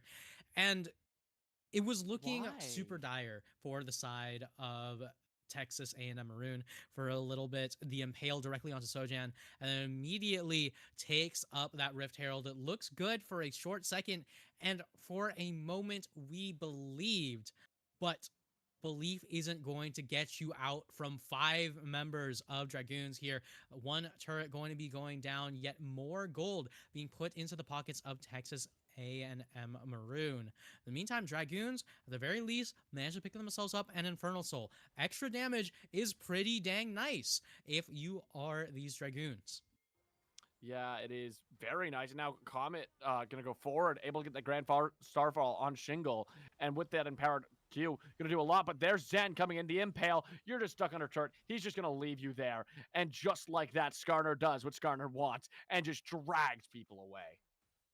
So, Romeo, earlier in the game, I think that I was saying that Sojan was doing a wonderful job by just counter ganking and not actually controlling a lot of the pace of the map himself. Yeah. It's 20 minutes in. I think Zen's watching the stream, because I think the man has managed to take that exact strategy and make it his own, as we're seeing the Skarner once again get another one of those counter ganks, and it's looking so much better for the side of the Dragoons when Skarner's on the counter gank rather than the one pulling the trigger. Yeah, I mean, Skarner's doing an incredible job right now. They're doing that counter gank, and that's kind of what you'd be expecting from this team anyways, right? They're a poke comp who kind of wants to poke you out, force you to engage, and then finish you off. And that's not what we've been seeing. We've been seeing them do a lot of these engages, and that's what's been costing them. Meanwhile, Sojan now is trying to take a more active foot. I feel like Sojan feels like they're on the clock having a Caitlyn Pantheon combo. I don't think they're on the clock as much as he may think, because there are a lot of these plays that we're going to try and push the tempo with that we don't really need to, especially when it's only Baron up and we're kind of playing for Dragons anyways. So it's like, yeah, Zen's doing everything they need to do later in this game, and at this point, it's throwing all of Sojan's lead away. Oh, yeah. I mean, especially when you take a look at these compositions, right? Late game, you want a Skarner over a Pantheon, right? Pantheon, very, very solid champion at controlling a lot of the map. But if Oh you just no. need a meat shield in the Oh front, no, Blastburn. Zen's got a meat Here shield in he the back. comes. There's going to be the external impact going forward, and now Blastburn is just caught. There's nowhere to go. They're going to flash over the wall, but it's not going to be enough. I mean, the range of Hwei, the burn of Hwei. But in Oh, return, they've started Baron here. Can they take it in time? There's going to be the true shot barrage forward. TP going to come. It does not look good. It looks disastrous. Sojin going to be trying to go to that TP, but here comes Gnar. Stuns him against the wall, and Sojin is just caught in that bush. Drobo trying to stay on top here, but now they're all caught out of whack. Sojin going to get picked off. Cuddle Bear on top of Drobo. Drobo nowhere to go. Trying to flash over the wall. Is going to get the flash, but Cuddle Bear going to keep sticking with him with the arcane shift. And now I will glide and Jasmine alone under that top turret. The Impale going to miss, but Baron is going to be claimed here by Dragoons. And just like that, that might have been the play that flipped the game on their head. If Dragoon wins the game, it might just be off that. yeah, and we saw exactly what happened, right? It was the moment that Zen shows up in that bot side. Texas decides, hey, we have to go for this Baron. We have to make it happen. We have to make something happen when our mid laner is down.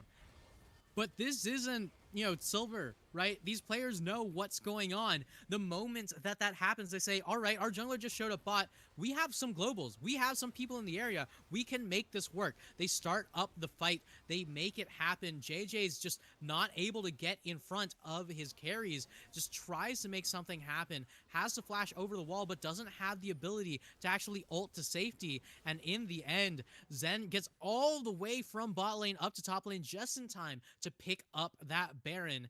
And Texas A&M Maroon on the back foot after what was such a dominant game up until this point. Oh, Grand Starfall going to come forward, though. They're going to be trying to get this Baron off some of them, but now the counter engage is ready from Zen. There's going to be the flash to the wall from Cuddle Bear to keep himself safe.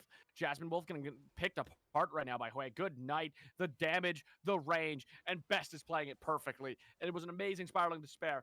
They're down their support. They're down a big tool for like that counter engage. They're not going to have that crescendo available. The 4v5 with the Baron minions coming through, there's not a lot you can do besides wave clear. Yeah, there's not that much you can do other than the wave clear.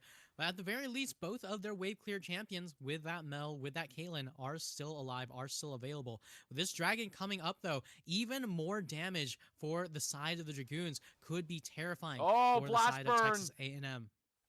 Their health bar so low. Cuddle Bear so close to finishing the job with that Mystic shot. It's going to miss that Inferno Drake, though. Going to be picked up. It's their second Inferno Drake of the match.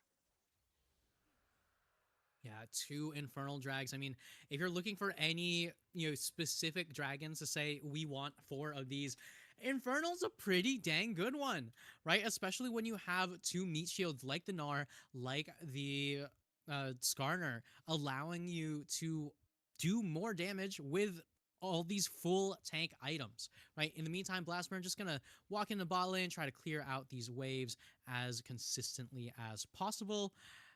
I will say it, Romeo, I'm not that fond of this Mel pick, right? We mentioned it earlier when the draft came around, and it's not like Mel can't do anything. It's just I feel like there would have been a lot of better picks in these moments, right? Had we had like an Ari or like an Anivia or maybe even something like a Rise, we would have been able to see a lot more, control over some of these fights. In the meantime, Mel, as long as your team has the ability to control the pace of the fight, you are in a wonderful position on Mel. But a lot of these fights have been counter engages for the side of the Dragoons, and counter engages are much harder to control the pace of. Well, and that's the thing, right? Now my question, though, with that becomes, is the issue the Mel or is the issue the Pantheon? Because the Pantheon keeps pressing the go button, and then the team is forced to follow. And I feel like it's less of a Mel pick being bad at this point, because I think Blastbird has played these fights really well on, and like the solar snares and reflex are what have been winning them fights. It's just we keep clicking the go button when we shouldn't be clicking the go button on Sojan, and now we're down 5,000 gold. Yeah, I'd actually argue it's less of the champion pick and a lot more of the play, which 100%. is a little bit unfortunate because we saw Texas A&M Maroon do so well in the early stages of the game, but Dragoons doing a beautiful job at capitalizing on these missteps, at capitalizing on the overconfidence from Texas A&M Maroon. Yeah, and it's just at this point, it's a very hard game to get back into. You're down 4,000 gold. The Hui is piecing you up, and you don't have a lot of angles to look. This isn't like last game where you have 1,000 ways to engage or engage Pantheon Cassante. I feel like Cassante hasn't been in a lot of these fights. Is one of the issues. So you're losing a lot of your gold there, and now that you're down so much gold, and even on Dragons, like you just need to try to farm up to get back in this, right? We need our Caitlyn to get her next item. Oh god, Sojourn's gonna get caught. Sojourn's gonna get caught here. Caught at the blue buff. There's the impale. There's the slam against the wall. Goodbye. Zen's just gonna piece you up. Spiraling despair. They did use a lot of their ults there. Maybe we see a counter engage. They're gonna try. Drobo is there. Gets JJ? flash planted away. Now I will glide stepping up way too far up. He's gonna flash over that wall. Headshot damage doing a lot to best in New York, but it's not gonna be enough. And Drobo's like, yeah, it's a wallet gap at this point. I will glide gonna take the brunt of an arcane shot, and they're one arcane shot from death. Blastburn trying to reflect it back at them, but at this point, they do no damage. They do no damage compared to the 6-0 Hui, compared to the Ezreal with so much CS in their pocket. It's so hard for them to find a way back into this.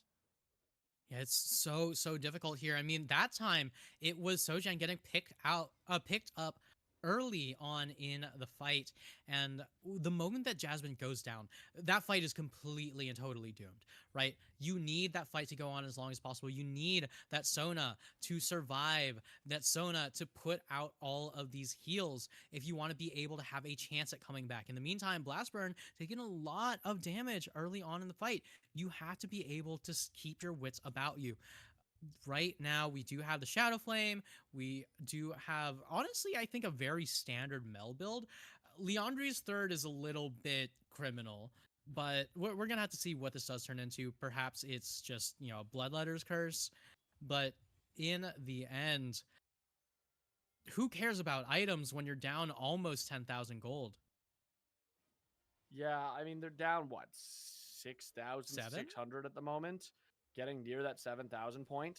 I mean, we usually start thinking games over by 5. There is ways back in, right? Like, if you get a Hui kill on your Caitlyn or your Mel, there's a chance. You're able to get that bounty off of Skarner, there's a chance. But, like, unless you're fighting in a corridor where all your stuns are landing, is there a way back in this game? That's the question. Can Texas surmount what feels like an insurmountable comeback? Yeah, I mean, it's insurmountable is one way to put it. The big question is, can the Dragoons hold on to this lead? Right? We've seen Texas A&M Maroon play with a lead before. We've seen them throw this lead, right? But now the Dragoons holding on to this lead for dear life, and it might as well be Zen holding on to this position here. All 5 members in this bush. Oh, we're not together. We're not together here, and that's a bit of an issue. They're trying to find their way to that mid lane. Of course, they're gonna have to walk through that like death pit. They get 4 of them through. Blastbird still playing on the edge of the pit. This is kind of for all the marbles. If Dragoons win this fight, the game's probably done. If Texas are able to take it, we're back into this. They're gonna clear a lot of the gold gap. Zen level 15 right now. Drobo trying to get on top. He does impale. He impales Sonar or Sojin, and it's just from there, it's so rough. We do have Cassandra in the backlines, but he's by himself. His team has run away. He's gonna die for his team here, and it's rough. It's really rough. Yeah, but Dragoons, we said in that last game, they had these flashes of brilliance, and they needed to turn it into a full-on flame, and they have done so. They have found a way back into the swing of things. They have found a way back into this game. Look at how much control they have over this river, right? Just one moment where Sojan just walks up a little bit too far, and the man just gets immediately picked up by this team. The Impale into the fleet, like the fear is so difficult to actually play this game. A beautiful flash coming in from Jasmine, but the entirety of Dragoons playing together as a team allow them back into the swing of things. And this is another chance here. The Baron going to be going down, though, with basically 0 punish. Yeah, I mean, you can't really punish when half your team's dead. They do try to get the Grand Starfall there in time, but it's too little too late. They do stop the Ezreal back. They don't commit to trying to fight that kill. And now it's just like, okay, we're down 8,000 gold now.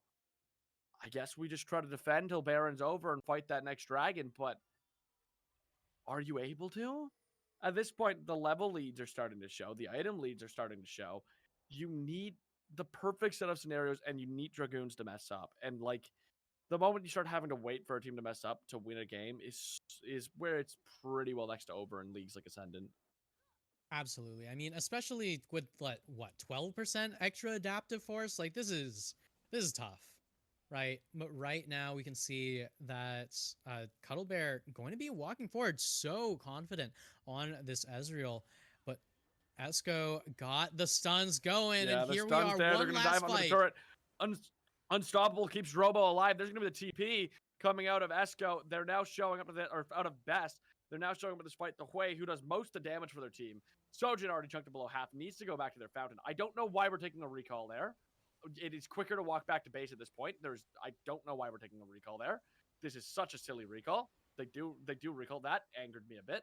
But yeah, Cuddle Bear and Zen, Xingzul, and Best are now making their way to this tower. They have those inhibitors. Honestly, this is probably the time for the fight. You have Esco in the mid lane. You probably want to engage on this before Esco takes your base.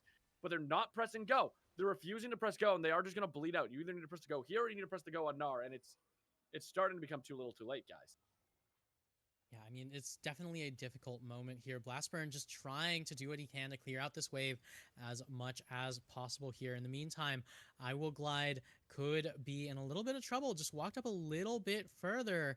But right now, the biggest question is, how are you going to deal with this team just waltzing into your base, taking all 3 inhibs? Are you just going to fight it under your towers? No, there's the ground starfall. Finally going in. The stun goes, lands on Best, but no one there to follow. The Solar Flare does end up hitting Best as well, but Best not taking any damage. I Will Glide getting poked out so heavily by the Ezreal.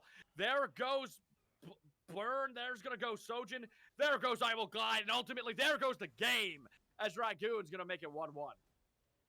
Right, and it was looking so good for the side of Texas A&M Maroon at the beginning, but it is going to be the Dragoons ending it all, just making sure that there's no chance for that 2-0. We are always going to be starting things off with a banger, regardless of which league it is, but by God, Ascendant is going to deliver. Yeah, Ascendant going to go to that game 3 off the back of Dragoons, finding some really good counterplays, playing as a team, which is very different than the first game. We did see them, they lost their footing a little early, but as that game went on, they really recovered. They said, okay, what's working? The counter engages. What's working? Playing slow and playing our comp like a poke comp and waiting to counter engage. And the moment they started doing that, they found their gold lead, whereas we just kept seeing bodies thrown at them on repeat. And now it's kind of on Texas going into this game 3 to refine that playstyle that they had before and to be able to just say, hey, like, what went wrong that match? We did the same thing over and over again and just expected different results. They were going insane that game, and it was a long game. That's a mentally draining game. It's now been, what, almost 2 hours between draft and games of League of Legends right now. The stamina is going to start wearing on the players. The pools are getting smaller. This next draft should be very interesting. Absolutely. I would love to see what that does turn into, but don't go anywhere, because game number 3 is where we get to crown the first winner of the first ever series in Ascendant League.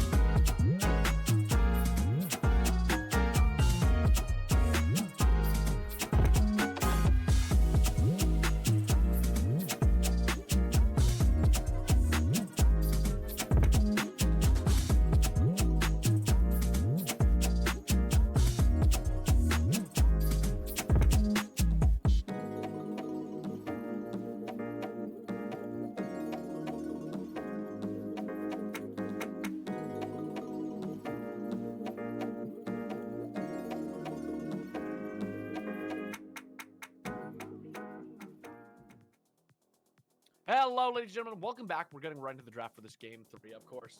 1-1. Winner going to take on the series. Winner going to start their season off to a hot point. I look crazy. It's probably from some of the things we've been watching this series. And I think that's fair enough. Like, Dragoons versus Texas has definitely been a match of all time. Been a match of all time. Oh, yeah. Been a match of all time. Let's talk about it. Do we have to? I mean, I guess that's our job, right? So the biggest issue that we've had so far when it comes to Texas and Dragoons is not anything with like their individual level of play. They're playing hot, right? Like, I mean, like if you took a look at these players in your solo queue game, I don't think a single one of them would be one where it's like, wow, I hate this person. I need them gone or something. I'm not like flaming them. I'm not flaming right? them. The There's thing one that we're person seeing, I might though, flame from last game, but I'm mostly not flaming. Why are you flaming me? Anyway, no. But the thing is, right, a lot of the times, these fights are being started up by one team that say, hey, we really want to make this happen. We really want to make this happen. And then they step too far, and it turns into an unforced error. And unforced error after unforced error just seems to be the name of the game, right? It decided game number 1, it decided game number 2. And hopefully game number 3 we're going to have something a lot more cohesive. But right now, we do have the Wukong picked up very early for the side of Dragoons. I actually really like that Wukong pickup. The Lulu immediately picked up on the other side. A Moon... Okay, so, Romeo, you have not known me for very long. Now, one thing I do think that you should know about me very early on is I am never a fan of blind pick Mundo. Right? But he's funny! This champion is so worthless against a team that actually knows how to play against him. If champions like Gwen are up, like champions like Fiora are up, Mundo in the jungle, at the very least, isn't a sin. I think it's Mundo jungle. I know it's Mundo jungle. It hurts my soul every time I see it. But Lulu Cog being picked up for Texas. Now, I'm not about to say that this is necessarily the correct choice, but Lulu Cog is a very, very straightforward draft. There is only one thing that you need to do, and that is protect the puppy. If you can protect the Void Puppy, he will slobber all over the enemy team, and that is exactly what Texas need to make this series work. Meanwhile, on the other side, Aphelios, Milio, these champions that can at the very least output as much damage in a relatively similar range, as long as Crescendum are up, as long as you got the warm hugs going. You don't have something like the Nautilus on hand. You don't have something like the Vi available, so that Wukong will at the very least be able to do a lot of work in these team fights, but not going to be able to end it on his own. Now, the big question here is, what else are you going to be picking up? The Cassiopeia is going to be a lot more DPS. I would like a lot more bursts, right? A lot more ways how to actually remove the Kog'Maw from the fight. Scion is one option. Okay, I mean, I'm a little bit insane. I would have loved to see a Poppy, to just something that would be able to get rid of the front line from this Kog'Maw. But right now, speaking of things that get rid of front lines, when you have a solo tank composition and the enemy team has a Mordekaiser, you do not have a solo tank composition. No, I would agree with you. I tend to favor Texas draft again here. I think Texas. Oh yeah. I actually like the Mundo pickup. I think what's fun is you can either put Mordekaiser or Mundo in the jungle based on what your top's more comfortable playing. I do think they lack a little bit of CC. You maybe want a little bit more CC for the Protect the Puppy, but I think overall the Mordekaiser is a wise choice. You're able to get that Scion out. You let Kog'Maw hit for free. Mundo goes where he pleases. He can disrupt that backline. If Wukong tries to go for a deep engage onto Kog'Maw, I think he just gets blown up by Ryze. And how do you walk in? Like, for me right now, it's like, not only can we only fight on red and white with Aphelios to even like have a chance at winning the fight, but like the moment Texas has sixes, I think it's just like they win any fight that's a 5v5. You know what I mean? I don't think Texas loses a team fight, and if they do, they played it wrong. Yeah, I mean, I think that what Texas have is what we call an Exodia composition, where if you have all 5 pieces together playing on the field, you just win, right? Like, there's very little that you can do, right? In the meantime, the Dragoons, they have a relatively solid composition on their own hands, right? You know, they have ways how to deal with the Ryze point and click CC. They have ways how to, you know, do the damage that they need to do while kiting backwards. Now, I'm hesitant to give either team the edge here because we've seen these teams just throw themselves right at each other, Romeo. I mean, like... Yeah. I mean, I give Texas the edge. I think, like, I believe in Texas's comp more if it's played right. Like, I think that if the comps are played right, I'm inclined to agree. I think if you play it right, Texas wins. And Texas has the easier job. All Texas has to do is if Kog'Maw is alive, we are winning. Our one job is that we don't have to take the puppy to the vet. We just sit there. We make sure it doesn't drown itself. We make sure it plays in its cage. We make sure it just eats its bones and gets shot. Whereas Dragoon, I mean, they like kind of feel like they're on the back foot in every fight unless you shut down this Kog'Maw. But you don't even have an early game jungler to do that. Like your team, like if this team is into any other comp, like realistically, what are you doing with Dragoon's comp? You're sitting in lane. Maybe Cassiopeia tries to get ahead in mid, but for the most part, you're just farming. You're usually just comfortable farming with the trap. But if you do that in Texas comp, I would say that Texas will win the game. Oh yeah. I mean, it's Lulu Cog. Good luck out scaling. Yeah. It's one of those things where like Dragoon needs to win in the mid game again. It's kind of like that game 1 where they had the alt comp, where like if they win the mid game before GOG fully scales, before Ryze fully scales, yeah, maybe you have a chance. But like if you lose this game early, Texas is gonna win. If you get to late game, Texas is gonna win. It's like drafting NASA's, right? That 20 to 30 minute mark is your win con. But also you need to make sure to get the early dragons. Do you get the early dragons? Maybe. I do think they have the better skirmish right now compared to like game 1 where they didn't really have a skirmish. But I just don't think they win a 5v5. And I think later into this game, Scion is just going to lose into Mordekaiser in the side lane. So even if you send 5 to their 4, Mordekaiser has the easiest split push in the world. Yeah, I actually really do like the Mordekaiser pickup, especially because I was mentioning Poppy earlier, but if there's a champion that can more reliably get rid of a Wukong than Poppy, it's Mordekaiser, right? I mean, your ability to remove Wukong from the game is point and click, right? So as long as Texas have all 5 pieces of Exodia, they can play exactly to that. In the meantime, Esco struggling a bit into JJ Robo. This Mordekaiser does quite a bit of early damage. Almost certainly going to be picking up the E next because it's just all about the damage early on. There we go. Yeah, I mean, like, And to be fair, this has been par for the course. I feel like we've been finding Drobo pick up most of the advantage he needs. I mean, last game was a little bit not Esco's fault. I actually think Esco was doing a great job, and then there was a little bit of jungler inting that was made up for later in the game. But Uh-huh. I'm curious to see what happens here because I feel like the Scion has a very hard time playing into this Mordekaiser, and on top of that, Zen's already pathing for his bot lane, which is not the wrong decision. It's just Esco's going to need help probably. I'd be surprised if Esco starts like decimating this lane. I mean, right now he's proving me wrong, but Yeah, I mean, the early damage coming in from a champion like the Scion is something that you just cannot scoff at. I mean, Mordekaiser, don't get me wrong, does a lot of damage in response, but JJ's losing out on a lot of these early trades, despite the fact that JJ is the one who took Ignite. JJ doesn't even have teleport, right? So until we get around, the 7-ish minute mark, we're really not going to be able to see JJ join any of these fights. Mordekaiser's job is to drag the Scion into that side lane, but we already know Scion has multiple ways to get over to fights, especially when you take the TP. yeah, I mean that's going to be the TP case where it's like we can join the team fights quicker.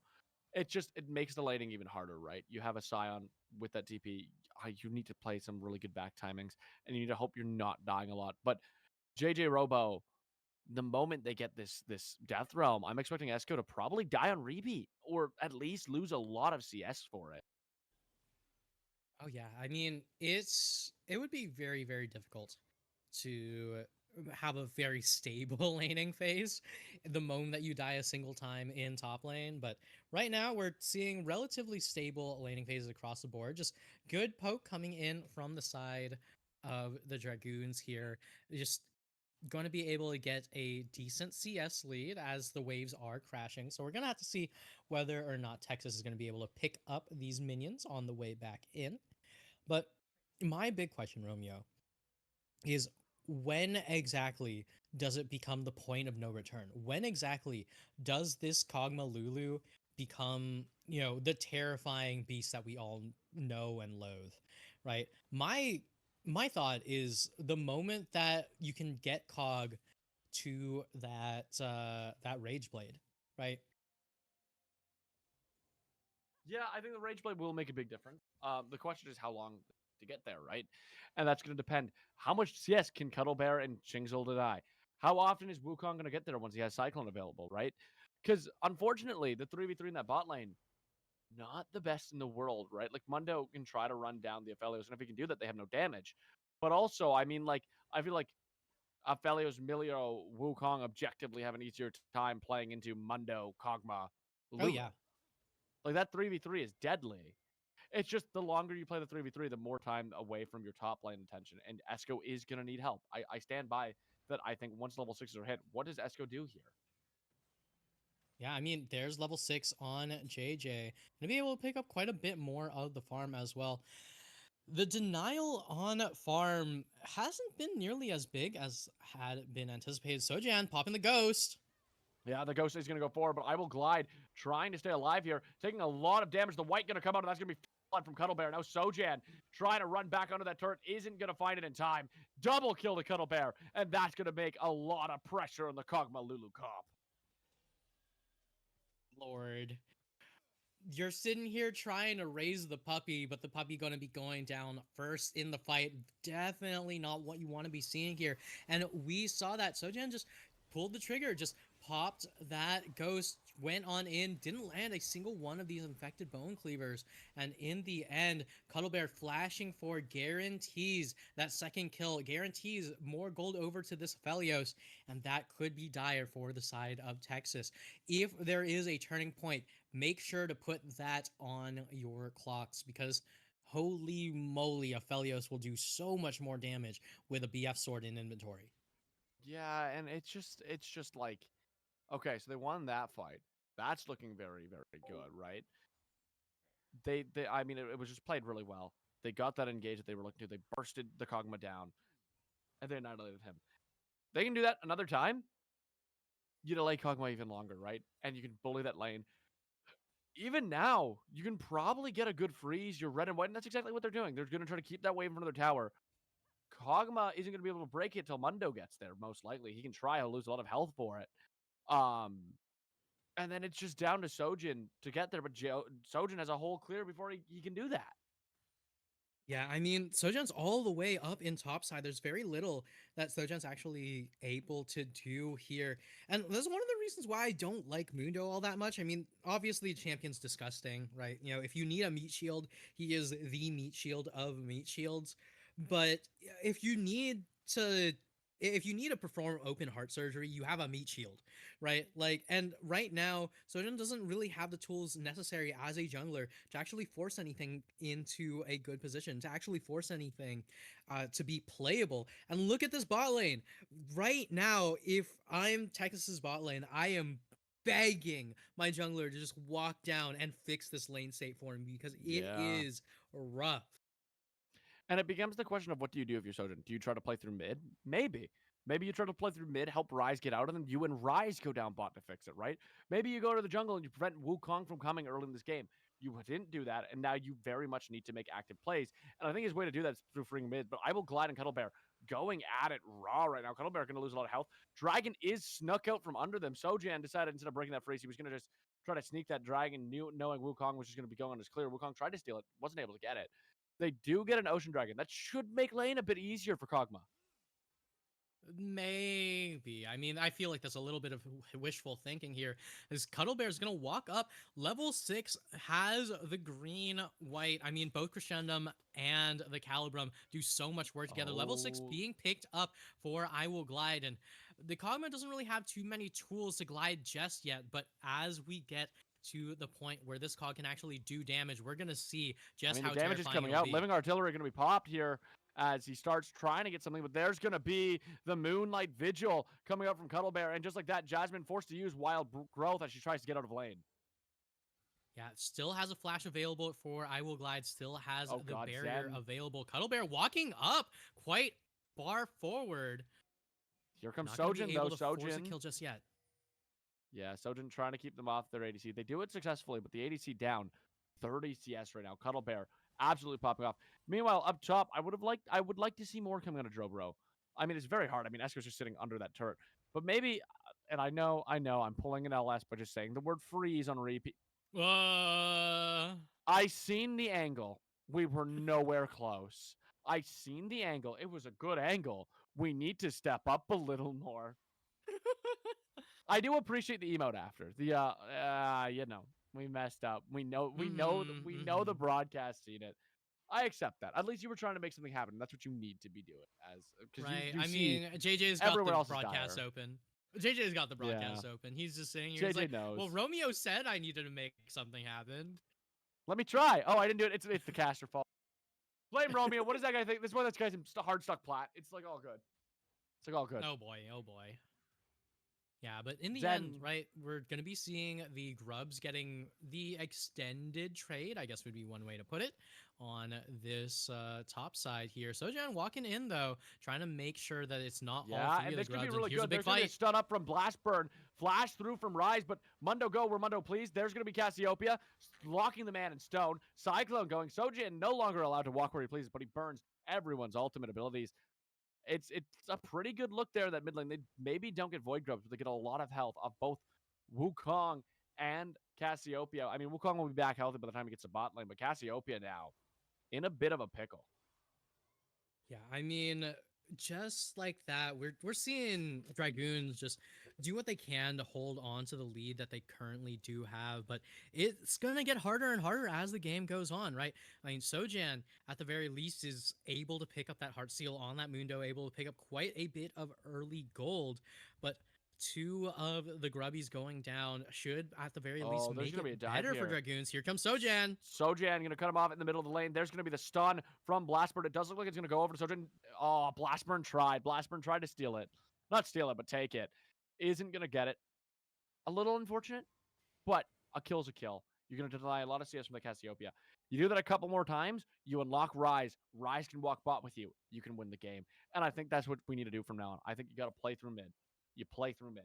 Top's winning on its own. Play through mid. Unlock Blast. That's why Blast is realm warp. You realm warp bot. You start taking these plays. You're going to probably lose that next dragon. That's okay. Play through mid. Romeo, why does Romeo. Blastburn have a 12-minute tier? So, you know, sometimes we're down a bit of gold and we want to represent that for the people at home. And we do that by buying tier. I mean, they're up gold. They're up gold. Might as well. Why not? But 12 minutes in? Yeah, Oh, it's Lord. good. This is. It's good. You got to trust. However, what's not good is this tower dive. Jasmine and I will glide, losing so much HP. Mundo nowhere near them. They do have the Rise trying to hover with that Realm Warp, but if the Realm Warp gets committed, they need a good look. Otherwise, Rise going to lose a lot. It's now red and white. They're going to take their backs. Oh! It looks like Kog'Ma's staying. That's not good. There is a big kill, though, up top. Sojan forcing the play to make sure JJ Robo able to get an early kill in the top lane. And now we're even up 2-2. But our one hope, our puppy,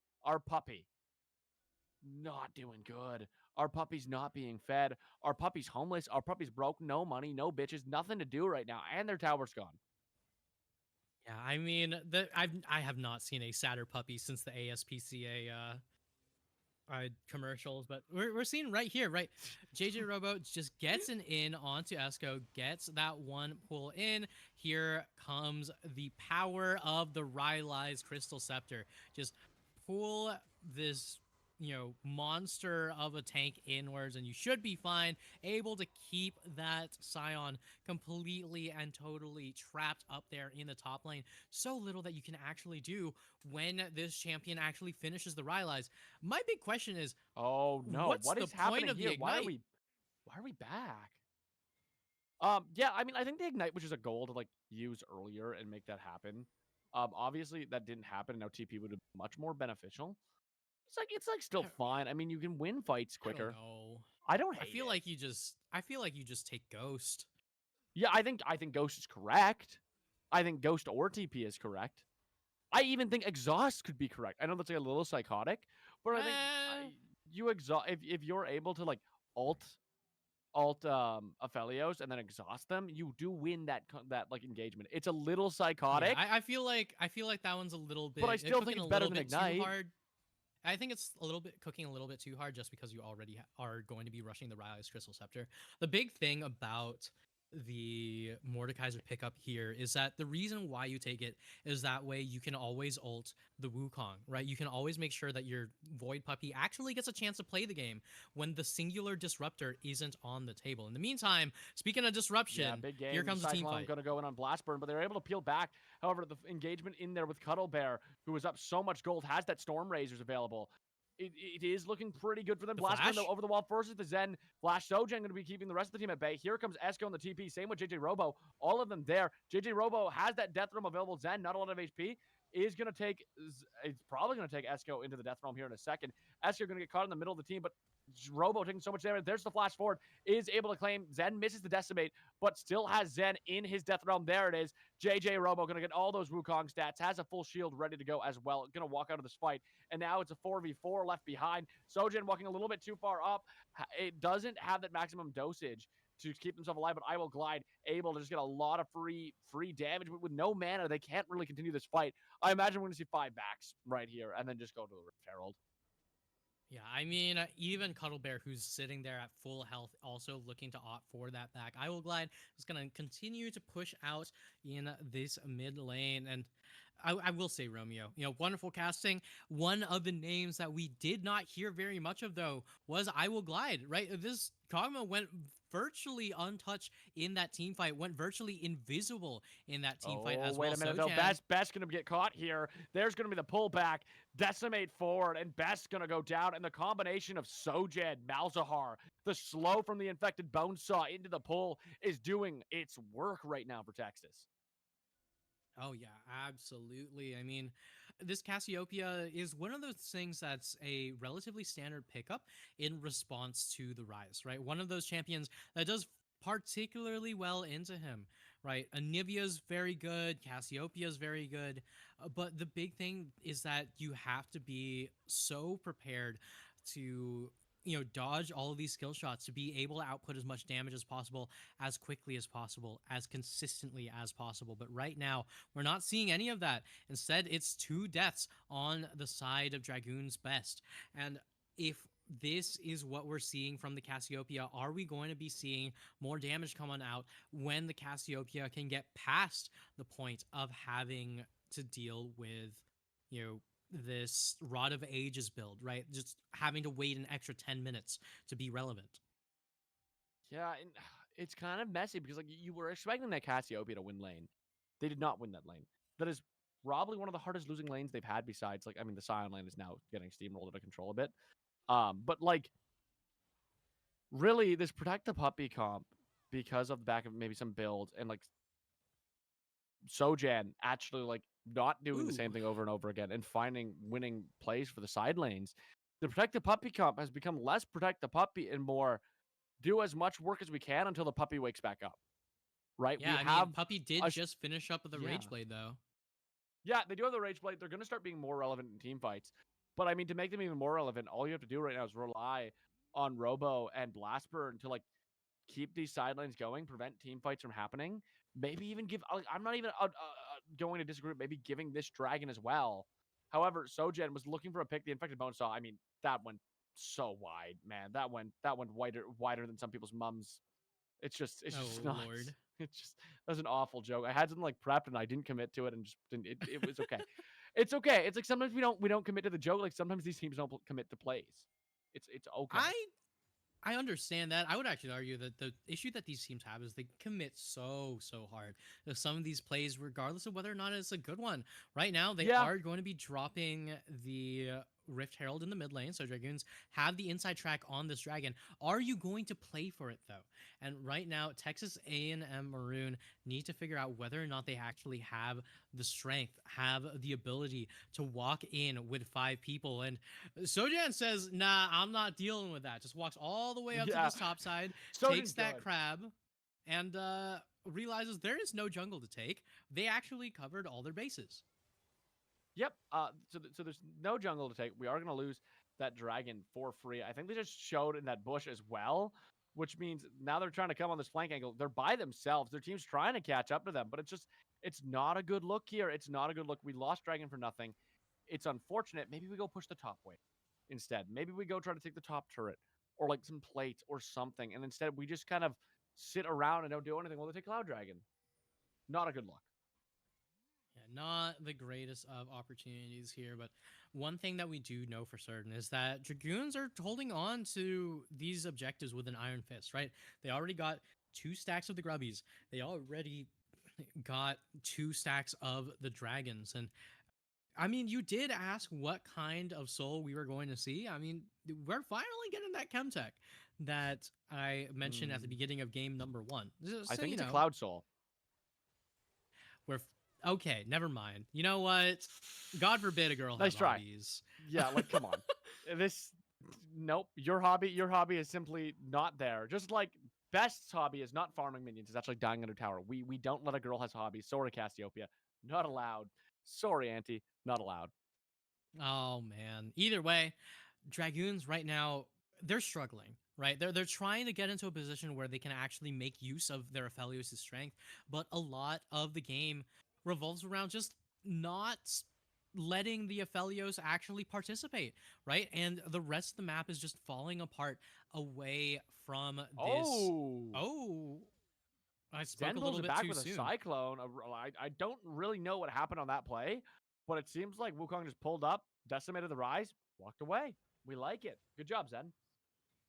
Yeah, I mean, as I was saying, right, a lot of this game has revolved around not interacting with this Aphelios. Turns out Dragoons have a lot more than just the Aphelios. First kill on the board for Zen there, and it's 100-0 with the ultimate inbound there. I mean, also gonna commit that flash, and when you don't have any objectives up outside of the Baron, I honestly don't hate the idea of flashing or ulting as the jungler for a single person.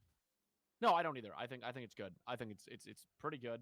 I mean, like it obviously depends when like the objective timers are up, but Dragon's down for another 2 minutes, 50 seconds. Nobody's going for Baron here. It's been a slow game. I think it's good. We're gonna go ahead and watch it back though. Like here's Zen We're going to be able to see what the commit. And yeah, it's just a matter of a very good invisibility play. He uses that flash, gets behind Blastburn, and there's nothing Blastburn can really do besides leave earlier and maybe don't greed as hard when we don't know where the junglers are. Like, there wasn't a lot of vision for him, but it was also just, I mean, a great clone from Wukong, right? Like, that was just well played by Zen. Mm-hmm. I mean, very, very well done here. No flash on this Wukong, so the Baron is almost certainly out of the question, especially with the Cyclone still not up and available just yet. So I'm just going to be dropping that Smite early onto that Rift Scuttler, and we're not going to be seeing any sort of vision for blue side around this Baron until the team walks together into the pit. I mean, the big difference, though, right now is Aphelios has items. I mean, that Rage Blade is out, but, like, there's still a sizable damage difference right now between that Kog'Maw and that Aphelios. And so right now, I still probably favor the fight to Dragoons if they can get in that river, right?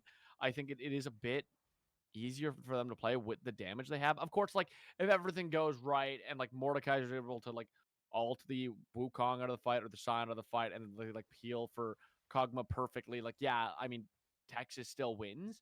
But I think Texas needs Kog'Maw to be on that second item before they start trying to take some plays. And we're hoping that's going to come before this dragon, which I think it will.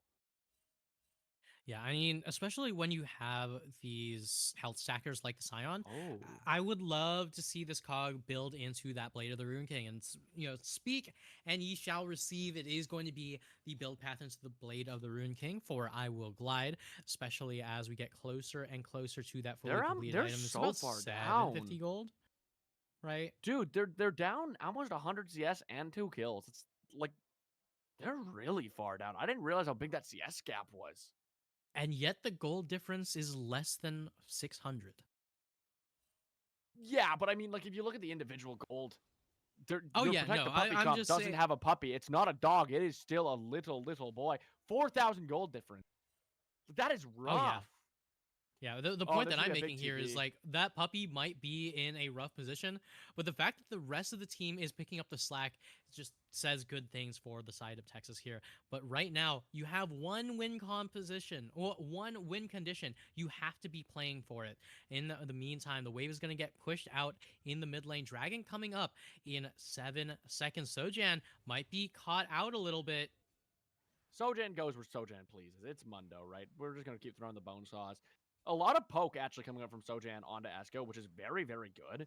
We're just, like, throwing our cleavers. I wish we would have thrown that other cleaver at Esco and not Best. Just, like, chunk. Just keep chunking. You do max health damage. Go after the tank. Keep chunking. Throw it at Wukong. Throw it at Esco. Keep it going. Go where you please. Keep throwing those infected bone saws. You're winning the poke battle right now. Keep doing that. Don't let them walk into you. If they're going to rush mid, go take your dragon. And it looks like that's what they're going to do. They might lose that T2. You're going to delay Dragon by another 5 minutes. That T2 is not going to make it to the game anyways. That's fine. Take your Dragon. Be happy. Walk out. They might play for the fight here. They could engage on the 3v5, and it looks like they're going to. Esco going to be forced to try to use that ultimate, but the flash in front from JJ Robo is going to stop him, and now we're going to have a big fight in a very awkward area of the map. JJ Robo getting caught, but is able to use that ultimate onto Wukong. Wukong able to clone over the wall, and they don't find him. They don't find him. He's able to hide in that bush, and he gets away, and now Blastburn going to get annihilated. Cuddle Baylor is popping off. I Will Glide, nowhere to go as he watches his frontline fall. Jasmine on the run, but not going to be able to get the slows go forward. And it's going to be an ace. It's going to be an absolute ace. And all the kills going to Cuddle Bear. Only Sojan living. Youch. Yeah, and it looked so good for Texas A&M Maroon for such a long time, right? I mean, you had the Death Realm to take Zen out of the fight. You had the inside track on the dragon. You managed to pick up that one cloud drag, and you had the turnaround when it was still a 3v5. But in the end, Texas A&M stepped too far, and Cuddle Bear gets a chance to free hit, especially with this many chakrams inbound. We see right here, Esco gets trapped up, has no way to get out until just like that Zen dives into the back line, gets put into the death realm, but Cuddle Bear gets the free hit. Look at how many of the autos are coming from this Aphelios, and even the Moonlight Vigil to add even more chakrams on to this damage output. And we, even without the chakrams, the double kill for this Aphelios, the triple kill, and just more and more damage pumped out by this hyper carry. And can we face it? That fight was won by vision. The fact that Wukong got into a bush with no vision, and I mean, okay, I'm gonna be honest. We attacked a standing still Wukong way longer than we should have. We know that Wukong's not gonna stand still. Come on, but like he gets over, and it might have just been one of those things where, like in the pit, Mord wasn't able to get there without flash. Like that's possible, but like it was just we didn't have vision. We keep attacking the clone, and then we don't kill the Wukong, and then when Wukong gets back in the fight, we lose it, right? And it's from that awkward positioning of where we are in the jungle. It's not beneficial to Tamu unless you have an iron ball that lets your puppy free hit, but your puppy's not strong enough to free hit right now. It doesn't really matter. Drobo right now All going right, to be trying to keep JJ. himself alive. Not going to happen, man. I mean, they're all there. You are getting stuff mid for it. Ultimately, it might be an okay death if they can get a little more mid, but right now you're just trying to survive the Baron onslaught. You might have been a bit too far up if your entire team's running mid. Yeah, just play safe under your tower, which is exactly where JJ ended up dying. But all things considered, right, it's tough for the side of Texas A&M Maroon here. As Dragoons, they managed to pick up so much gold, so much power off the back of Cuddle Bear, right? In game number 1, we were singing praises for I Will Glide. Cuddle Bear must have been watching because man is not happy, right? Man is sitting on 5 kills now, just outputting as much damage as his team asks for at any possible moment. And in the end, this Aphelios is something you have to be keeping an eye on. Yeah, I mean, Cuddle Bear's out of control, right? Like, has 3 items right now compared to Kog'Maw's 2, and they're probably going to hit their 4th before Kog'Maw hits their 3rd. They're sitting on 2,000 gold. They're going to hit their 4th on this next back. 2-item up That's a ADC. 6,000 gold lead. Like, right, they're really playing the protect the puppy comp at this point. I mean, like, if Aphelios dies, you lose the fight. But how do you kill Aphelios? Like, I don't know, maybe you flash Death Realm, ignite, slam all your abilities, and pray to God he's not on red, right? And you maybe Unironically, I kill think him. this is one of those moments where you just go Zhonya's on Mordekaiser and you Death Realm the Aphelios so he's not in the Yeah, fight. I think to be honest, it's a winning play. It might be the only winning play they have. Do they see it from the floor though, right? Like that's such a hard thing to scout. They probably don't feel as behind as they are, right? Like it's 8-5 on the kill total. They don't see the gold difference. I mean, you can check the items obviously, but like you probably don't feel as far behind as you do, and you're probably just thinking, if we don't find a red and white, we could still win this. And the truth is, you can't fight Aphelios at all to win this, and that honestly is the play to get him out of the fight. It's down to JJ Robo, but will JJ Robo see the angle? Yeah, I mean, it's looking a little cooked for the side of Texas right now. They're picking up as much gold as they can. They're picking up as much control as they can. At the very least, I Will Glide does have access to that Blade of the Ruin King. Best walking on in. How are you going to stop them if you are Jasmine and I Will Glide? Right now, there is no immediate answer other than just simply leave. JJ Robo, on the other hand, on the other side of the map, while yet another one of these Cloud Drags goes down.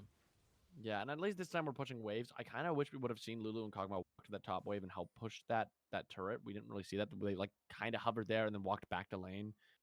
I get it. It's hard to commit to that because you're like, okay, well, what if they come through our bot lane? But like, I don't know. I think you just go, you try to take the T2, and then you leave. You get something for the dragon, right? We get a couple plates onto the Mordekaiser. I guess that's good.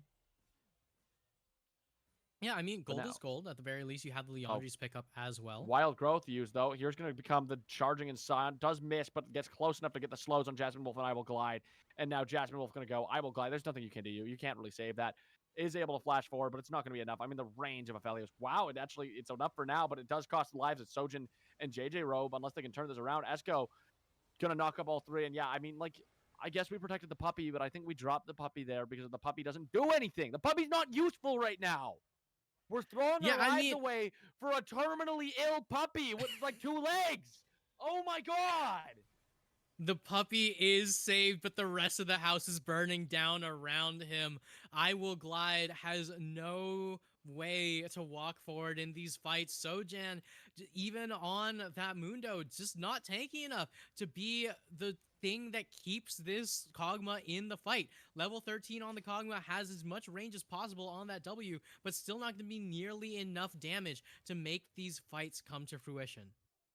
Yeah, no, it's like, it's just unfortunate. And it's like, Okay, so now we're playing the comp right, but nothing else in this game went right for the comp. So I understand we're playing Protect the Kog'Maw, but the Kog'Maw doesn't do anything right now. And sacrificing all of our lives to get the Kog'Maw out isn't going to help the case. Now we've lost Inhib. Now we've lost even more gold. Now, like, Aphelios is almost, like, at his 5th item. Dragon spawning in 3 minutes. It's soul for them. Baron spawning now. I mean, honestly, if you're them, you walk and take it. You're 8k gold up, and it's almost all in your ADC red and white buy. Jasmine, why are we there? Jasmine, I get we want It's wards. okay. We Jasmine's want not there wards for anymore. Baron. Well, no, you're right. You're right. They got to lead it off the map. You know why? Because the support's walking alone at 32 minutes. Yeah, I mean, all things considered, right? This is a very tough position to find yourself in 100%. when you want to get to the point where you can actually team fight. You can actually get a chance to play the game. But on one hand, you have a Kog'Maw sitting at 2.5 items. On the other hand, you have an Aphelios with 5 completed items. Yeah, I mean, yeah. Now Sojin's alone in this river. Hello, here comes Sion. The unstoppable force is gonna hit. He's gonna knock him up. Goodbye. We're walking alone. We're mental boomed. We're mental boomed. Like I could tell you guys every individual ability being hit. I could, but the truth is, we're mental boomed, right? Like we're just walking alone at this point. We're walking alone, and like why? For why? The objective's not up. Why are we walking alone in that river with our entire team at base? I don't. Here's the thing, right? And this is so true in Everleague, but it gets true the higher up. You cannot mental boom in games like this. Because if you mental boom in games like this, you don't stand a chance. Is there a good chance when you're 9k gold down? Like, probably not. But maybe we look for some creative plays and try to turn them on their head. I've seen games come back from a 15k gold lead. So why are we giving up at 9k? And this will be a very informative VOD review for Texas. Either way, what we do know is that Cuddle Bear is going to be looking at this VOD feeling very, very happy about his play. I mean, he's popped off. Because this Aphelios been doing so well. And we're not done yet. Aphelios going to flash forward onto JJ Robo. Is going to be able to find the kill, but they do go down. Wait, could Texas turn it? Could Texas have a cool last stand here? I Will Glide going to get decimated. Blast Burn still up. Here comes Lulu. No, Jasmine Wolf, she's going to go down. Sojin trying his best, but now it's just Sojin and Blastburn. Sojin and Blastburn against the world, and turns out maybe they didn't need Cuddle Bear. Cuddle Bear put in enough work before he died, and that's going to be the game. Dragoon come back 2 wins in a row, and they're going to find the first series for themselves in Ascendant League. And in the end, Dragoons are going to reign victorious. Ascendant going to be claimed by this team. So well done by Cuddle Bear on this Aphelios. I mean, obviously, shouts out to Shinxel as well on the Milio, making sure that this Aphelios actually could output the same kind of damage that we saw for this player. And a lot of this is on the backs of this bot lane. We had some criticisms for the bot lane of Dragoon at the beginning of game number 1 because there was so much power coming in from I Will Glide and Jasmine Wolves just playing super well together in game 1. Game 2, once again, it was just a matter of figuring out which bot lane could get ahead first, which bot lane could really control everything in the right positions. But it's just always a bot lane masterclass for these two teams. If your AD carry can get ahead, they can stay ahead. And we have seen that time and time again here. But either way, 2-1, that's far from a clean victory. A banger nonetheless. Yeah, definitely a banger series. I mean, they went the distance, and it's always nice to see a 2-1. Actually, best part is this was the predictions that was laid down in that Ascendance pre-show. They predicted Dragoons 2-1. Dragoons do take it 2-1. I think there's a lot for these teams to look at in this VOD. I think, like, a lot of the problems come from not playing together. Dragoon kind of fixed that in this last game. Like, this last game, Dragoon played very consistently with each other, and it was nice to see. There's a lot to look at in these VODs. There are moments. There's a lot of good micro. There's some decent macro plays. But there's a lot to look at in these VODs. And I'm excited to see in, like, 4 or 5 weeks' time where these teams are at.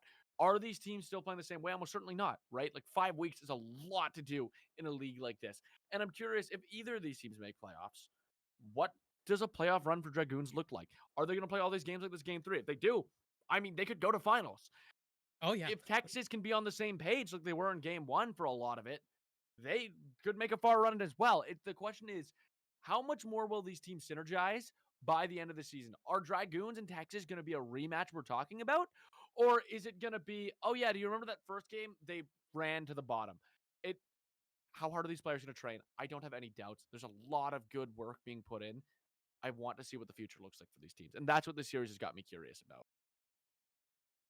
Absolutely. But either way, thank you everyone so much for helping us wrap up the first broadcast of the brand new Titan Esports Ascendant League. And obviously, thank you so much for everyone tuning in to the end of week number 1 of Titan Esports Summer Split. So thank you so much, Romeo, for joining me. Thank you to both of our producers here, just making sure that we get everything looking as pretty and prim and proper as we had hoped. So thank you, Freelance, or thank you, Darth Laser. Just thank you so much for everyone for tuning in, and make sure not to miss a single moment in the upcoming week, because even if you tune in just tomorrow, we already have another banger queued up, ready and waiting.